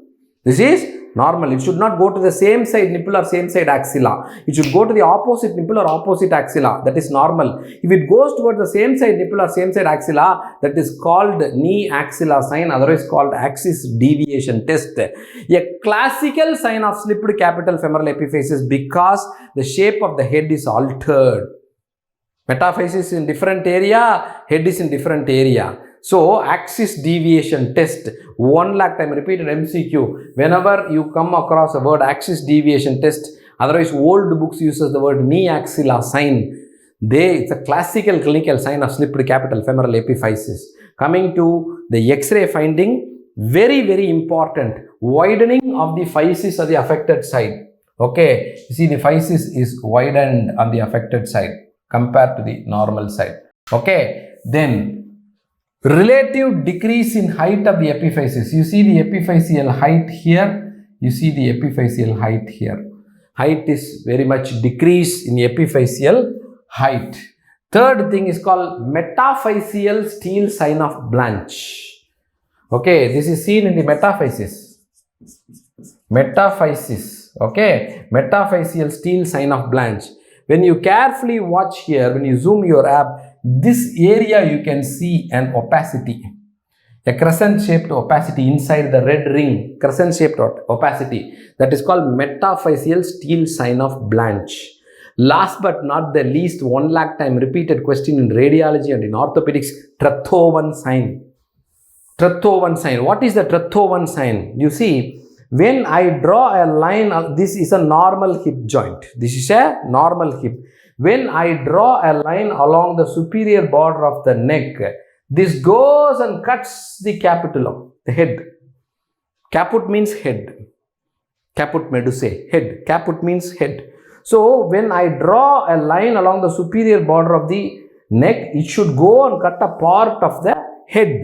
This is normal. If there is slipped capital femoral epiphysis, when I draw a line along the superior border of the neck, it is not cutting the head at all. Head is below this line. You see, here it is cutting 50% of the head. Here it is not cutting the head.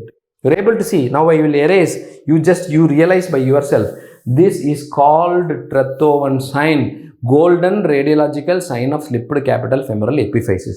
Coming to treatment, no role of conservative management.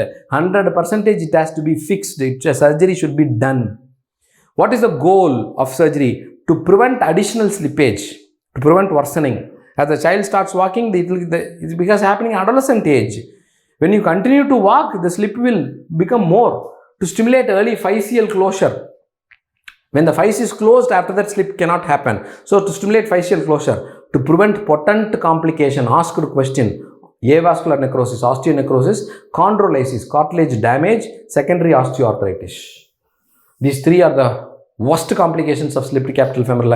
If it is not treated in time, that hip will permanently go for either avian, a chondrolysis or secondary osteoarthritis. Very dangerous. After that, there is no cure. So, if it is a stable slip, immediately, percutaneously, in situ fixation, single or multiple pins like this. Okay. Just like my dynamic hip screw procedure, just below my greater trochanter, I will put 2 or 3 pins that will go through the neck and it will fix the hip, and I will fix it sometimes, okay, with the acetabulum. No harm in fixing it with acetabulum, so that your head or metaphysis, it won't move. Your epiphysis or metaphysis won't move. If it is a endocrinopathy child, as I said, hypogonadism, some other endocrine associated symptoms are there, you do a prophylactic pin. Even the opposite hip appears normal, you just do a prophylactic pinning. This was an asked question. Prophylactic pinning is very much indicated in slipped capital femoral epiphysis. If it is an unstable hip, open and reduce and fix it with the pins or screws. Okay, that completes a very important topic, slipped capital femoral epiphysis. Okay friends, we'll move on to the next important MCQ. Very important topic. Okay, there is no question in NEET, INI-CET or FMGE without this. The first deformity to occur in Pott spine, TB spine. First deformity to occur. Gibbous, kyphosis, paraplegia, loss of normal cervical and lumbar lordosis. Yes, your answer is right. You would have guessed it. The right answer is loss of normal cervical and lumbar lordosis. Many gibbous will tempt you. I will teach you that. Gibbous is not the first deformity, it is the second. Okay, you see here. Most common site of skeletal tuberculosis is spine. Skeletal tuberculosis, commonest site is spine. That too D12 L1 junction. T12 or D12 L1. Aptly says that the most weight bearing vertebra is D12, more prone for wear and tear. That is the vertebra very frequently will develop tuberculosis spine, Pott spine. Okay. The second site of skeletal tuberculosis is hip joint. Third site is knee joint. Last but not the least, you should not forget the dactylitis caused by tuberculosis, that's called spina ventosa. So skeletal tuberculosis, most common site is spine, named after the great Percival Pott. So it's called Pott spine. Okay. The spinal tuberculosis can manifest as one of the following ways. Progressive destruction leading to vertebral collapse and kyphosis. It can cause cold abscess. It can present as Pott's paraplegia. Primary site of infection is always lung. Primary site is always pulmonary, lung. And it spreads to the vertebra through hematogenous spread. Especially why, asked question, the body of the vertebra is very commonly involved because of the word Batson's plexus. Okay. So, right. Batson's paravertebral plexus, which is a valvulus plexus. That is this is the several times main mode of spread of pulmonary tuberculosis to the spine is through Batson's paravertebral venous plexus, which is a valvulus plexus. Very frequently that is prone for this spread to the center of the vertebra. Clinical symptoms, coming to clinical features, usual clinical symptom is a painful stiff back. Painful stiff back. Classically it presents with night cries. Night cries, a very, very classical feature of the pulmonary, this Pott spine. Night cries. Okay, what do you mean by night cries? Let me explain, because this is a very important MCQ area. Night cries. Patient will go to the bed, will start sleeping, especially during the REM phase. Patient suddenly get up, they will say the pain they'll start crying, the unbearable pain. This is called night cries. Even though the word is night cries, practically speaking, very frequently this is encountered during early morning 3 a.m. night cries. Whenever a word night cries comes in orthopedics, first thing is skeletal TB. Skeletal TB. Second cause for night cries is osteoid osteoma. Osteoid osteoma, a benign bone tumor. One should not forget. Osteoid osteoma. Third thing is rotator cuff tear. In these three conditions only, the textbook, the word night cries is printed. So whenever somebody asks a question about night cries, diagnosis is lying within these three. Skeletal tuberculosis, number 1. Osteoid osteoma, number 2. Rotator cuff tear, number 3. First deformity to occur in skeletal tuberculosis, Pott spine, is loss of normal cervical and lumbar lordosis. Second thing to happen is gibbous. Okay, this loss of normal cervical and lumbar lordosis, yes, you see, that is called wall test. Ask the patient to stand in a wall. Normally, you can insinuate your finger. See, I am able to see this cervical lordosis and lumbar lordosis. This will be lost. Loss of normal cervical and lumbar lordosis in a wall test. This is called wall test. Okay, wall test. Wall test. This is because of paraspinal muscle spasm. Wall test is positive because of paraspinal muscle spasm. Second thing to happen is called gibbous. Gibbous is crowding of the spinous process of 2 or 3 vertebrae. You see here, able to see a bulge like this. So that's called gibbous. Gibbous is very common in thoracic vertebra, then lumbar. Then paraplegia caused by Pott spine is usually spastic type. Highest incidence of paraplegia is seen in lesions of thoracic spine. Coming to X-ray, this was an asked question. Earliest radiological finding is radiolucencies and loss of definition of the plate margins. Asked question. 4 common sites of involvement is 1, I had marked here. You see, this is paradiscal, 2 is central, 3 is anterior, 4 is posterior elements. These are the 4 areas. You can see this radiolucencies. Cold abscess in thoracic region shows typical, it's called a bird nest appearance. Cold abscess like a bird's nest, a cocoon, like a cocoon, bird's nest appearance. CT scan remains preferred imaging modality for assessment of the destruction of the vertebral bodies and sequestrum. MRI, among the various types of imaging modality, MRI has the ability to diagnose the disease earlier and more accurately. How to convert this into MCQ? Best non-invasive investigation is MRI. MRI is the best non-invasive investigation. Non-invasive. Okay. So if they ask a question, best investigation or investigation of choice to diagnose Pott spine, CT scan, X-ray, MRI, ultrasound is there. Obviously the answer is MRI. MRI is definitely superior than CT scan in detecting early. But confirmation is by percutaneous CT guided biopsy. Suppose if they ask a question, best way to confirm Pott spine, and in the choice biopsy is there, MRI is also there, weightage goes to biopsy.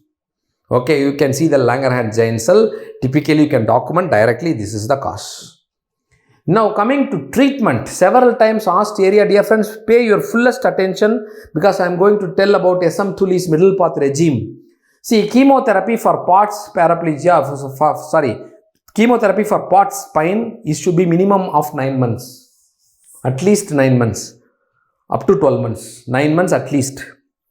We have to follow SM Tully's middle path regime. See, Professor SM Tully is an Indian legend. He is AIMS professor. All of us, he is a real guru.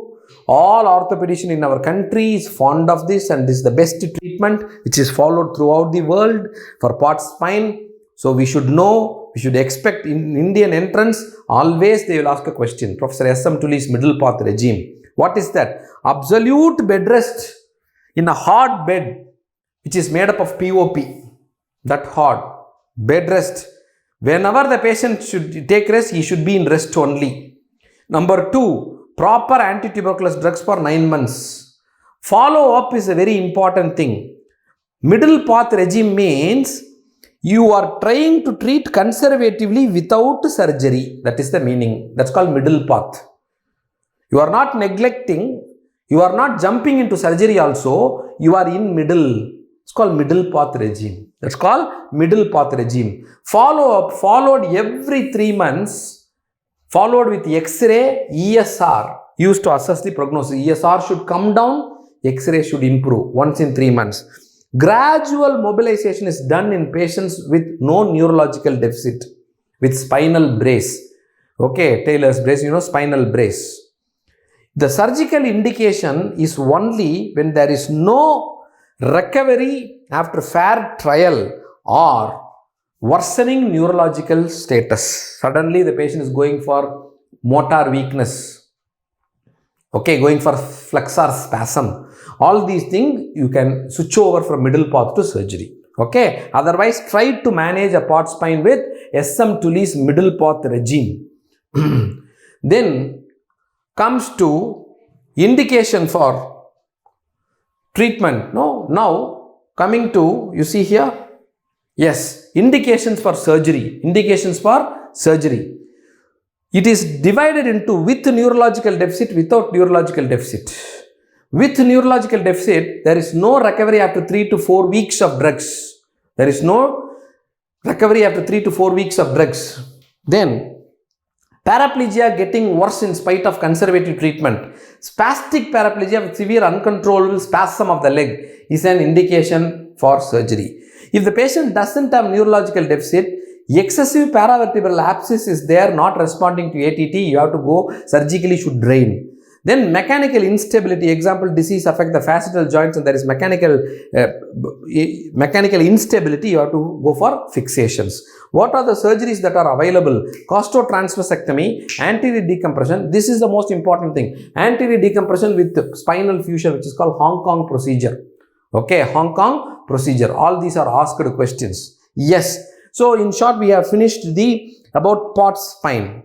Now, extra point I will tell you, in case of tuberculosis of the hip, you should not forgetting traveling acetabulum, otherwise called wandering acetabulum. That's point you should not forget. Babulkar and Ponde's classification. Please see our video. Right? If it is tuberculosis of the knee joint, you should not forget the triple deformity of the knee. Please see our video. Okay? Yes. Now, coming to the next important MCQ, dear friends, osteogenic sarcoma typically occurs in, this is an LKG question. Epiphysis, metaphysis, diaphysis, any of the above. The right answer, osteogenic sarcoma, happens in the metaphysis. Okay. So, in short, in each condition, one slide. Osteogenic sarcoma, Ewing sarcoma, giant cell tumor. I am going to finish malignant bone tumors in 3 slides. Please be with me. Osteogenic sarcoma is the most common non-hematological primary malignancy of the bone tumor. There is a catch. If they ask a question, what's the most common malignant bone tumor? Secondaries. Most common primary malignant bone tumor? Multiple myeloma. Most common non-hematological primary malignant bone tumor? Osteogenic sarcoma. I repeat once again, dear friends. Golden point. Most common tumor of bone? Secondaries. Most common primary malignant bone tumor, multiple myeloma. Most common non-hematological primary malignant bone tumor, osteogenic sarcoma. It arises from multifactorial mesenchymal tissue. Most common age 15 to 25. 1 lakh time repeated MCQ. Most common sex male. Most common site distal end of femur and upper end of tibia. That is around the knee joint. Look at here. Around the knee joint. Classically occurs in metaphysis. Giant cell tumor epiphysis, Ewing sarcoma diaphysis, osteogenic sarcoma metaphysis. We should not forget, we cannot forget. You see, pain is the first symptom. Swelling is the second. It occurs few weeks later. This is a concept-oriented area you have to focus because they are giving big questions, clinical questions. A 20-year-old male presented with pain, no swelling, like that they will give. Okay, you just listen. You see here. Pain is the first symptom. Swelling happens few weeks later. Why? You see, it starts in the metaphysis. Gradually, this tumor, sarcoma means highly vascular tumor. So, it comes, it lifts the periosteum through Sharpe fibers. This is the first thing that happens. So, it starts inside the bone. It traverses the cortex through the Sharpe fibers.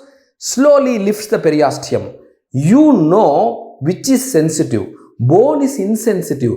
Periosteum is very sensitive. Since it is lifting the periosteum, pain is the earliest symptom.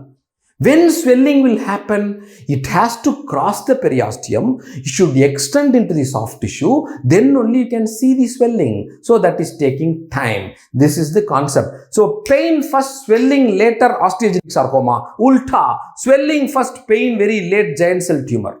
Okay, so this is very important, dear friends. You see, osteosarcoma is very dangerous because since it is hematogenous, very quickly it spreads to the lung. Secondaries in lung can happen within few months of osteogenic sarcoma. Very dangerous tumor. Treatment of choice is surgery. But nowadays aptly says combined approach. That is, give radiotherapy first, surgery next, followed by chemotherapy. All the three modalities are used, which is called sandwich therapy, otherwise called combined therapy. Radiotherapy first shrinks the tumor, do amputation, followed by chemotherapy to prevent recurrence. So this is called combined approach is the best. Last I had mentioned the word BCG. Okay, very, very important. See, BCG, right, it increases the immune status in case of osteogenic sarcoma. BCG improves the immune status in case of osteogenic sarcoma. Very useful in raising the immunity in case of against osteogenic sarcoma. This is documented and proved. One additional point in general surgery point I want to tell you, Bailey and Lowe point, BCG again improves the immune status in another cancer, bladder cancer. So BCG raises the immune status in intralesional injection of BCG in the bladder. Raises the immunity against bladder cancer. It raises the immunity against osteogenic sarcoma. Yes, giant cell tumor. This is otherwise called osteoclastoma. Most common age is 15 to 35. Most common sex is male. Most common site is lower end of femur, upper end of tibia. Same thing around knee joint. Though it is benign, it can behave locally malignant. Classically, it occurs in epiphysis of long bone after epiphyseal closure. Okay. So, there are two epiphyseal tumors, dear friends. One epiphyseal tumor is a benign tumor which happens before epiphyseal closure, and that's called chondroblastoma. So, if they gave an osteolytic lesion in the epiphysis is not fused. Diagnosis is chondroblastoma, benign tumor. If the epiphysis is closed, the age is above, say for example, it is 15 to 35. Age is like that. Epiphysis is closed. You are seeing an osteolytic lesion in the epiphysis. Then it can be giant cell tumor. Very, very important. Swelling is the main complaint. Pain is very late feature. Very late feature. Sometimes pain won't happen. On palpation, it gives a eggshell crackling sensation. Extended curettage is the best treatment. And the latest drug that is followed for giant cell tumor is your monoclonal antibody, and that is called denosumab. Monoclonal antibody, denosumab. Denosumab increases the maturation time of osteoclasts. Okay, this is osteoclastoma. So when the increased time of when it increases the maturation time of osteoclast becomes inactive. So it is used in treatment of osteoclastoma. Denosumab. Don't forget, latest drug for giant cell tumor drug therapy is denosumab. Then comes, this is a golden MCQ, gold standard question, 100% expected, 1 lakh time repeated. What are the giant cell variants? Number 1, chondroblastoma.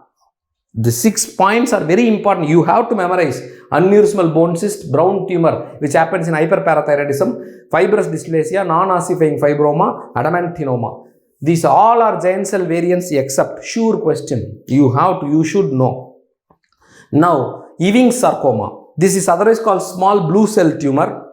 This arises from endothelial cells of bone marrow. Very important. Endothelial cells of bone marrow. Why I am using the word? From bone marrow, two malignant tumors are coming. Two malignant bone tumors are coming. One is multiple myeloma, another is Ewing sarcoma. When it comes from plasma cell of bone marrow, it is multiple myeloma. That's why multiple myeloma is otherwise called plasmacytoma. When it comes from endothelial cell of bone marrow, that is Ewing sarcoma. Most common age is 5 to 25. You see, 5 years. Youngest age of malignant bone tumor is Ewing sarcoma. And male sex. Most common site is lower end of femur, upper end of tibia. Again, knee joint. It arises from diaphysis. Already I told you, osteogenic sarcoma metaphysis, giant cell tumor epiphysis, Ewing sarcoma diaphysis. And highly radiosensitive tumor. But this is a tricky point. Highly radiosensitive. When you give radiation, the tumor will melt. But treatment of choice is not radiotherapy. Once you stop radiation, again it will come. So treatment of choice is only surgery, not radiotherapy. But this is the only highly radiosensitive bone tumor. That's the point. Okay. And cytogenic abnormality, there is translocation of chromosome 11 and 22. This is very important. There is translocation of 11 and 22 in Ewing sarcoma. In osteogenic sarcoma, it is translocation of 13q14. There is problem in 13q14. That's why it's called RB gene, retinoblastoma gene. Retinoblastoma also same thing, 13q14. That is why osteogenic sarcoma patients more prone to develop retinoblastoma, retinoma patient more prone to develop osteogenic sarcoma, Robin's pathology. Okay, so this is 11 and 22, Ewing sarcoma, right? And Ewing sarcoma forms pseudo-rosette like your neuroblastoma. Pseudo-rosette is called Homer-Wright rosette, neuroblastoma. Osteogenic sarcoma forms true rosette, which is called Flexner-Winter-Steiner rosette, which is seen in retinoblastoma. Okay, so osteogenic sarcoma closely links with retinoblastoma. Ewing sarcoma closely get linked with neuroblastoma. They can ask this question. And clinical presentation, Ewing sarcoma mimics like osteomyelitis. Asked question, bone tumor mimicking osteomyelitis. Only answer, Ewing sarcoma. Okay, now you see the treatment for Ewing sarcoma, the regime is called wide regime. Vincristine, ifosfamide, doxorubicin, etoposide. Wide regime. After chemotherapy, remaining tumor surgically resected. Radiotherapy not routinely used in cause of, because very young age child, 5 years can get affected. No. So when you give radiotherapy, it can cause disturbance because it can go and damage the physis, growth plate. And so the child may have disturbed growth. Okay. So not routinely advised. Now, you see this X-ray. X-ray findings of the 3 tumors. Number 1, osteogenic sarcoma. I am able to see the periosteum is lifted like this. Periosteum is lifted like this. This is called Codman triangle. Codman's triangle. First finding. Second thing, I am able to see, okay, this is called sunburst appearance. Sun ray appearance or sunburst appearance. This osteogenic sarcoma. Okay, you know the mechanism of osteogenic sarcoma, how it is causing sunburst appearance, you know that. You see here, I told you from the medulla to the cortex through Sharp's fibers, blood vessels, lesions of blood vessels will go. Blood vessels you can't see. Microcalcification happens, small microcalcification happens around the blood vessel. That you are seeing like a sunburst or sun ray appearance. This is the mechanism, osteogenic sarcoma. Giant cell tumor, this is GCT. Giant cell tumor, classical soap bubble appearance. All these things we cannot leave. 1 lakh time ask question, soap bubble appearance, giant cell tumor. Ewing sarcoma, 2 appearances are there. I am able to see multiple, when you see here, 1, 2, 3, 4, 5, 6, 7, multiple layers of stripped periosteum. Periosteum thrown into many layers like an onion. So it's called onion peel appearance. Onion peel appearance. Okay, this is Ewing sarcoma.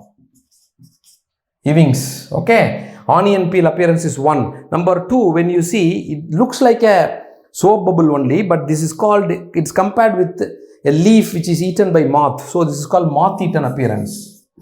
Moth-eaten appearance. Okay. This question they have not asked so far in any of the Indian entrance. They are asked onion peel, soap bubble, Codman triangle, sun ray appearance. Moth-eaten appearance they have not asked so far in Indian entrance. Moth-eaten appearance of the bone. The answer is Ewing's sarcoma. Ewing's sarcoma. This is a futuristic MCQ waiting for you, dear guys. You see, coming to the next MCQ, fallen fragment sign is classical of aneurysmal bone cyst, unicameral bone cyst, giant cell tumor, fibrous dysplasia. Yes, your answer is right. Yes. So, fallen fragment sign is very classical of unicameral bone cyst. Okay, there is no question paper without the topic bone cyst. Okay, very, very important for INI-CET, NEET PG and your FMGE. You just see the past 5 years question bank. All the topics which I am covering, very, very, very important. You can't skip these topics. These topics is a must. Okay, yes. You see here, bone cyst is classified into two types. Aneurysmal bone cyst, unicameral bone cyst. 2 types. Both are benign, solitary, expansile, erosive lesions of the bone. 1% of benign bone lesions, benign tumor only. Most common age is below 20 years, more common in female sex. So far we had seen male, male, male, male, everything male domination. Bone cyst is female. This was an asked question. All are true regarding bone cyst except female sex. Most common site of aneurysmal bone cyst is lower end of femur. Lower end of femur. The most common site of unicameral bone cyst is upper end of humerus. All are asked question. Upper end of humerus. Upper end of humerus. Okay, they arises from metaphysis of the long bone, and treatment is curettage with or without bone grafting. Curettage with or without bone grafting. You see, when you take an X-ray, what is the difference between aneurysmal bone cyst and unicameral bone cyst? Osteolytic lesion present eccentrically in metaphysis. Osteolytic lesion present eccentrically in metaphysis like this. Okay, with a soap bubble appearance. This is aneurysmal bone cyst. This is aneurysm, means eccentric. Aneurysm means bulge. When there is osteolytic lesion present centrally in the metaphysis, you see, only central, it is not bulging like that, then it is unicameral bone cyst and it shows the classical fallen fragment sign. You zoom your app and you see here a piece of bone is there. Okay, a piece of bone is there lying, a fallen fragment, fallen leaf. Okay, small piece of bone had fallen, and the very peculiar thing, it is gravity dependent. Since the arm is like this, it is lying here. When I do my arm like this and take an X-ray, this fallen fragment will come here. It will go to that side, inverted. Okay, so it is, that is why it's called fallen fragment sign. It is gravity dependent. Okay, so this is the difference, right? So that completes the topic bone cyst. Okay friends, we'll move on to the next important MCQ area. All are tests for ulnar nerve except when you just see the past 5-year question bank of INI-CET, NEET PG and FMGE, either they will ask ulnar nerve, median nerve or classification of, general classification of nerve injury. General classification, I leave it to physiology. Your Seddon's classification, Sunderland's classification, physiologists also will teach. But this we have to take. All are tests for ulnar nerve injury except Cott test, Igawa test, book test, pen test. Yes, your guess is right. Your answer is right. It is pen test which is not for ulnar nerve. It's for median nerve. Let us see shortly the 3 important tests in ulnar nerve injury. Number 1, test for palmar intraosteal. You know, palmar intraosteal pad causes adduction. Palmar intraosteal supplied by your ulnar nerve causes adduction. The test is called cord test. Okay, yes, very simple. You just take a cord, insert it between the 2 fingers, try to remove the cord. If I am able to adduct my intraosteal properly, the cord won't come. If I am not able to adduct, the cord will loosely, it will come. So that's called cord test. Test for palmar intraosteal, cord test. Second test is called test for dorsal intraosteal. That's called Igawa test. Dorsal intraosteal causes abduction. Palmar intraosteal causes adduction. Both are supplied by ulnar nerve. You see, that's called Igawa test. What is that? Make the patient put his hand over the table. Ask the middle finger to move like this. If I am able to abduct my middle finger like this, my dorsal intraosteal is intact. So that is called Igawa test. Okay, for dorsal intraosteal. Third is called Froment sign, other is called book test. This is to test the adductor pollicis. You ask the patient to hold a book like this, okay, and remove with the thumb and the index, between the thumb and the index finger, you just ask him to see if my adductor pollicis is longest, my thumb will be straight like this. If my adductor pollicis is weak, no, I will try to compensate the flexor pollicis, so my thumb will bend like this. The thumb should not bend like this. If I am bending, I am gripping the book, then my adductor pollicis is long. Flatly, I should be able to fix the book. Okay, so this is called Froment sign, other is called book test. These are the 3 tests for ulnar nerve. What are the 3 tests for median nerve? Very simple, 3 for ulnar, 3 for median. Median, one is called pointing index, other is called Oshner's clasp test, or this is called benediction sign. What is that? Ask him to see if my median nerve is normal, I can, if I ask to clasp my hand like this, I can clasp like this. If my median nerve is gone, my index finger, I cannot flex my index finger, it will be pointing like this. So this is called pointing index. Other is called Ochsner's test. This is called, so church fathers do like this. So it's called benediction sign. That's called benediction sign. Number one. Number two, pen test. Pen test is for abductor pollicis brevis. Abductor pollicis is supplied by your median nerve. Ask the patient, so see, for example, this is the pen, right? You keep the pen like this. If I am able to abduct my thumb, no, I should touch the pen. If my abductor pollicis is weak, no, I cannot do this. So this is called pen test.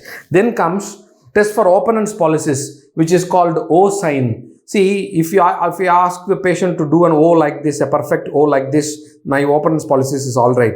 If my opponent's pollicis is weak, I can't do a perfect thing, and I will do like this. So this is called O sign, the sign for opponent's pollicis. So 3 tests for median nerve, 3 tests for ulnar nerve. Now coming to the next question. Okay, 40-year-old male sustained radial nerve injury.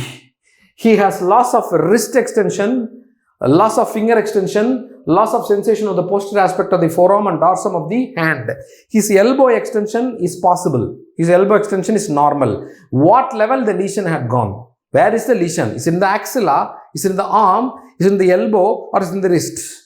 Okay, because radial nerve palsy nowadays is divided into very high radial nerve palsy, high radial nerve palsy, low radial nerve palsy, very low radial nerve palsy. Very high means in axilla, high means in arm, low means in elbow, very low means in wrist. These are the levels. So by this time you would have guessed, yes, your answer is right. The level of lesion is at the arm. Okay, now let us quickly see your radial nerve injury. There is no question bank without radial nerve injury. See, radial nerve injury, the os can be in the axilla, avulsion in the axilla in case of runner belt injury or severe road traffic accident. Okay, otherwise you are just falling from a tree, just caught like a brachial plexus injury. So that is axilla. In the arm, very important thing one should not forget is a Holstein-Lewis fracture. We all know what is Holstein-Lewis fracture.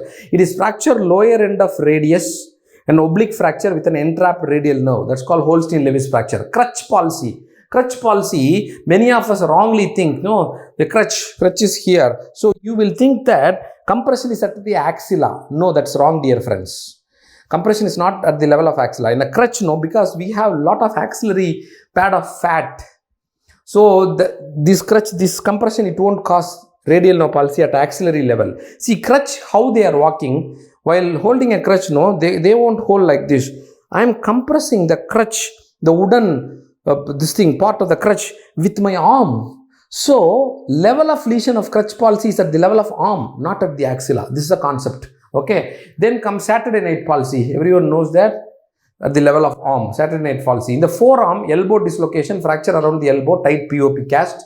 Radial tunnel, it's the level of tendinous origin of the supinator called arcade of Frosch. Radial tunnel syndrome, Wardenberg syndrome, very, very important. This is entrapment of superficial sensory branch of radial nerve in the distal forearm. This Wardenberg syndrome is otherwise called watch palsy. Okay. Olden days, no? The prisoners, they use heavy cuff, which causes this palsy. Nowadays, everybody is having a heavy watch. So, watch is causing a watch palsy. You see, clinical presentation, if the lesion is at the level of axilla, elbow extension is also lost because triceps is gone. Wrist extension is lost, finger extension is lost, sensation is lost over the posterior part of the forearm and the dorsum of the hand. Complete radial nerve palsy, axilla. If it is the level of arm, radial groove, okay, at the level of radial groove, arm, radius, radial groove, triceps supply is preserved. Triceps escapes. So, elbow extension is possible. All other things are lost. There will be by extensor of the wrist, of the finger and the thumb, sensation over the posterior of the posterior part of the forearm and the hand, everything is lost. Okay. So, radial groove, elbow extension is there. Our question is elbow extension is preserved. So, at the level of arm. When at or below elbow, if it is isolated posterior interosseous nerve palsy, sensation is spared. There is no sensory loss. Only thumb drop and finger drop. When the patient has only finger drop and thumb drop, sensation is not at all affected. It is posterior interosseous nerve palsy, pin palsy.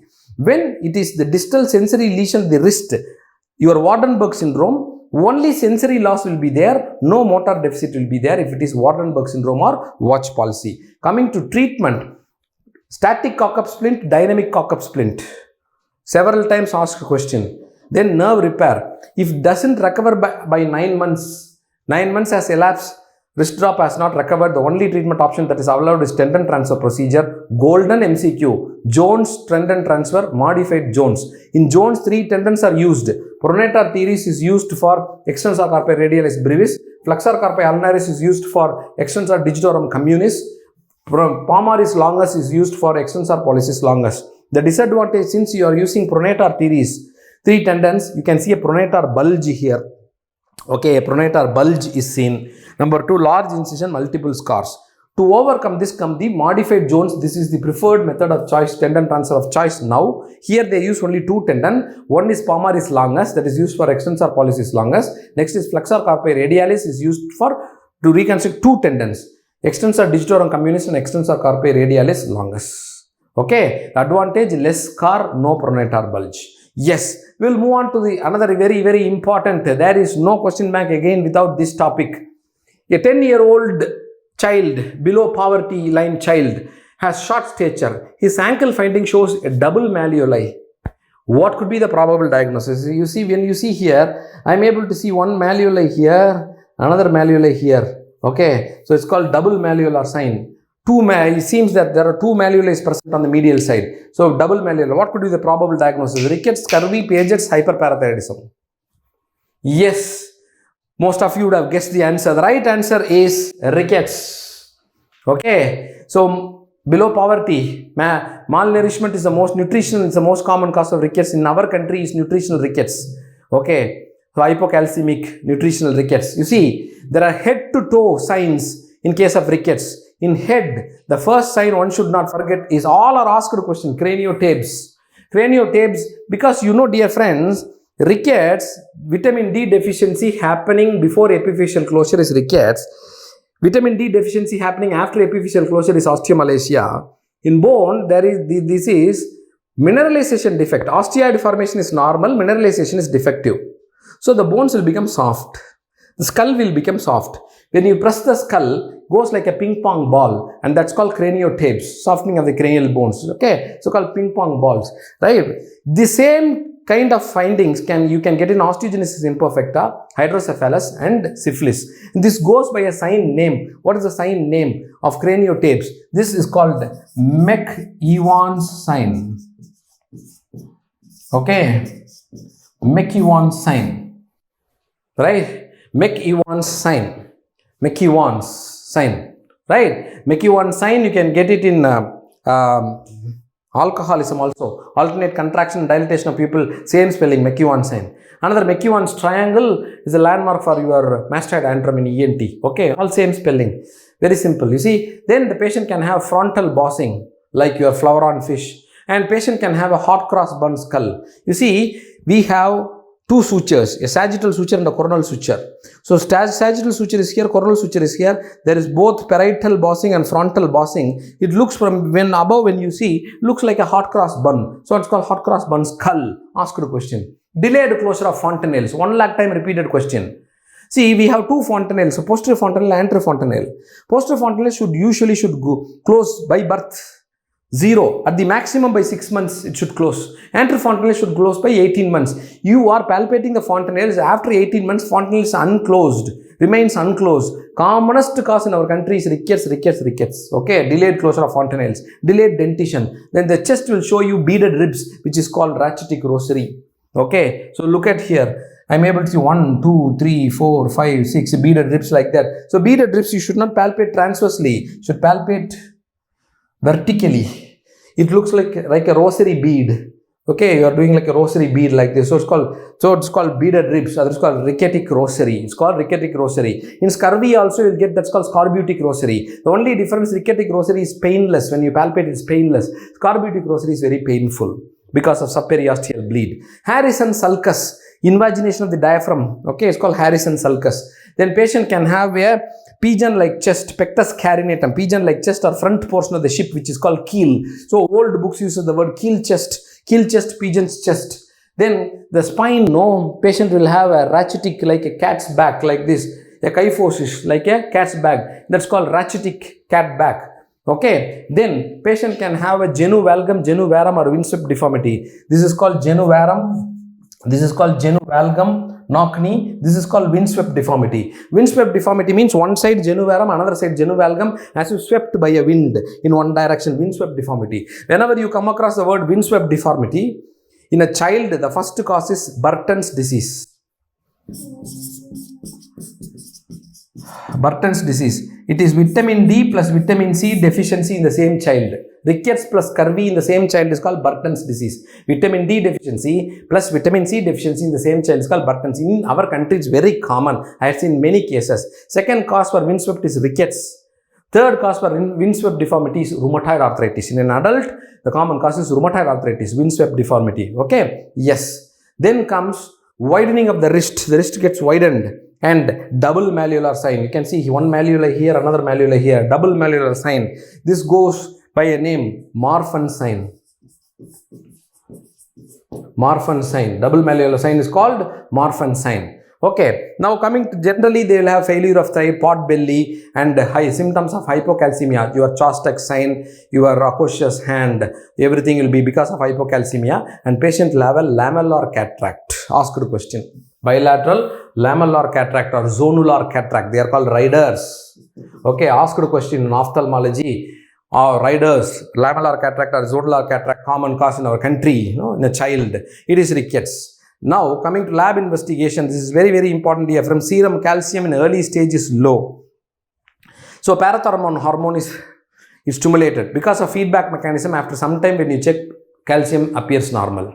Phosphate level low. Alkaline phosphatase is consistently high. So that is why in biochemistry and in orthopedics pediatrics asked question, reliable biochemical marker of rickets is not calcium or phosphorus, it is alkaline phosphatase. Okay. Now coming to X-ray signs, you should not forget cupping, splaying, fraying. Okay. You see cupping is, you look at these classical X-rays here, should zoom in your app and see. You see the metaphyseal end is cupped like this. This is called cupping. It is widened like this. This is called splaying, right? And when the edge, when you see here, it is serrated, and this is called fraying. When you zoom, you can see all the three findings in that wrist X-ray: a cupping, a splaying, and a fraying. That fraying, when a very distance, you see these trees are not of uniform distance. It looks like this, like a fraying. So this is called tree on plateau appearance. Radiology question. Then the classical hallmark of osteomalacia rickets is looser zone. Looser zone is an incomplete fracture. You can see here, this arrow mark shows an incomplete fracture. This is called fracture insufficiency. This other is called milkman's fracture or milkmaid's fracture. This is called pseudo fracture. All are one and the same. Looser zone is a hallmark or classical X-ray finding of rickets or osteomalacia. Coming to treatment, STOS therapy. 3 lakh to 6 lakhs international units of vitamin D administered orally. Okay. Or IM in 2 to 4 doses over 1 day. In 1 day should give. Alternate is 1000 international units for neonates, 1000 to 5000 for 1 to 12 months, more than 5000 for more than 12 months, for 2 to 3 months. Maintenance dose is 400 international units. Radiological evidence is healing occurs within 2 to 4 weeks. When you treat it correctly, within 4 weeks you should see the radiological sign. What is the earliest radiological sign of healing rickets? This is called, you are able to see waves like this in the X-ray. Okay, waves like this. This is called Harris growth arrest lines. Asked question. Harris growth arrest lines. This is the earliest finding reappearance of provisional zone of calcification. Okay, yes. We'll move on to the next important topic from metabolic bone disease. Very frequently asked question in our 3 exams. You see, all are radiological signs of Paget's disease except cottonwool spots, picture window frame vertebra, hair on end appearance, osteoporosis circumscripta. Obvious answer. All are Paget's sign except everyone knows. Very simple question I made for you. Hair on end appearance, because this happens in thalassemia. Okay. This hair on end appearance it's a feature of, radiological feature of thalassemia. What are the X-ray signs of Paget's disease? You know, Paget's disease is increased osteoblastic as well as osteoclastic activity. Both osteoblastic, osteoclastic activities are increased. Common in men. Okay, it's common in men. Its other is called osteitis deformans because bone gets deformed. What is that? The cortical bone is replaced by vascular spongy bone. So there will micro arteriovenous fistulae, wide pulse pressure, high output cardiac failure, cut section shows mosaic pattern. All these things you know. Now we are going to discuss only the radiological features. You see, osteoporosis, this shows osteoporosis in a circular fashion like this.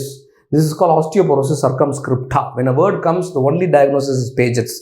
And you are able to see as white spots here and there. This is called cottonwool spots in the skull, is Paget's disease. Tam O'Shanter hat appearance. So far unasked in any of the Indian entrants. Tam O'Shanter is a cartoon character. Please read that in Google. You see, what happens, his cap, his hat is, front portion will be overhanging like this. So it's called Tam O'Shanter. There is the front, the skull is overhanging like this, and this is called Tam O'Shanter hat appearance. The vertebra is called picture window frame. You are able to see here. Okay, sclerotic area like this. That's called picture window frame vertebra. Like a picture when made for a window frame, picture window frame vertebra, squaring of the vertebra. And the long bones, you can see osteolytic lesion like a blade of grass. Otherwise, osteolytic lesion like it's going like that flame. So it's called candle flame. So blade of grass or candle flame appearance, osteolytic lesions, because since the cortical bone is replaced by vascular spongy bone, gives a honeycomb or spongy appearance, right? Lab investigation, bone specific alkaline phosphatase BSAP is markedly elevated, which is a marker of osteoblastic activity. Hydroxyproline, okay, tartrate resistant acid phosphatase is very much excreted in the urine, which is a osteoclastic marker. Osteoclast, marker of osteoclast, that is a marker of osteoblast. I said it both increase in osteoblastic and osteoclastic activity. The very important thing, metabolic bone disease, serum calcium phosphorus normal. When serum calcium phosphorus is normal, it is, okay, it is elevated or changed, it is not Paget's. Okay, the best marker is your BSAP and TRAP, right? And few tests have been asked very repeatedly. Number one, Latchman test. You please listen. Latchman test is done for anterior cruciate ligament injury. Two important tests for anterior cruciate ligament injury is, one is anterior Droyer's sign, another is Latchman test. I am telling Latchman test is superior to anterior Droyer's test because already patient is having an injured knee, severe pain will be there. In anterior Droyer's, I have to flex the knee to 90 degree, it will hurt him more. In Latchman test, I can flex only to 20 to 30 degrees enough. Okay, this is number one reason. You catch hold of the thing, thigh, just move like this. Okay, Latchman. Number two, why Latchman is superior to anterior Droyer's? Many a times anterior cruciate ligament injury is associated with medial meniscal injury. If you flex the knee to 90 degree, the torn medial menisci will, like a doorstep, it will prevent anterior translation of the tibia. So it may give a false negative report. There will be anterior cruciate ligament injury, but you can't get the anterior translation. In 20 degree flexion, a torn medial menisci cannot act like a doorstep. So doorstep phenomena is not possible. So Latchman is the superior most or the best clinical test, gold standard clinical test for anterior cruciate ligament injury. Several times asked. This is the diagram that's given in your exams. Second is called Durkan's test. Durkan's test is a classical test to find out median nerve compression in carpal tunnel syndrome. Ask the patient to do like this. Press it over the carpal tunnel, over the median nerve for 1 minute. If the patient develops tingling sensation over the distribution of the median nerve in the palm, Durkan's test is positive. So Durkan test is done for carpal tunnel syndrome. This is for carpal tunnel. Okay. This is for ACL, anterior cruciate ligament injury. Then comes your Allen's test. Allen's test is done for deep palmar arch patency. Deep palmar arch patency. Okay. What is that? Ask the patient to, see, look at me. Compress the radial artery, compress the ulnar artery. Ask the patient to close and open, clench the fist like this. Since I had compressed both the artery, my palm appears pale. Release the radial artery first. There will be rapid refilling. Okay. Again, you do the test like this. Now, at the time you release the ulnar artery, there should be rapid refilling. It says that deep palmar arch is patent. Deep palmar arch is formed by radial artery and deep branch of ulnar artery. So, before doing radial artery puncture, in United Kingdom and all, it's a must. You should document Allen's test is negative.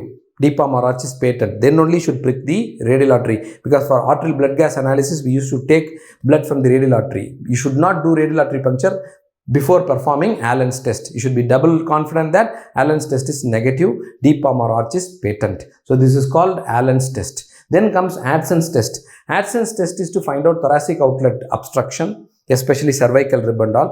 Ask the patient to do like this. Okay, ask him to turn towards the same side. Okay, you palpate the radial artery pulse. The examiner palpates the radial artery pulse. Ask him to take a deep breath. When radial artery pulse disappears, it says the patient is having a thoracic outlet obstruction.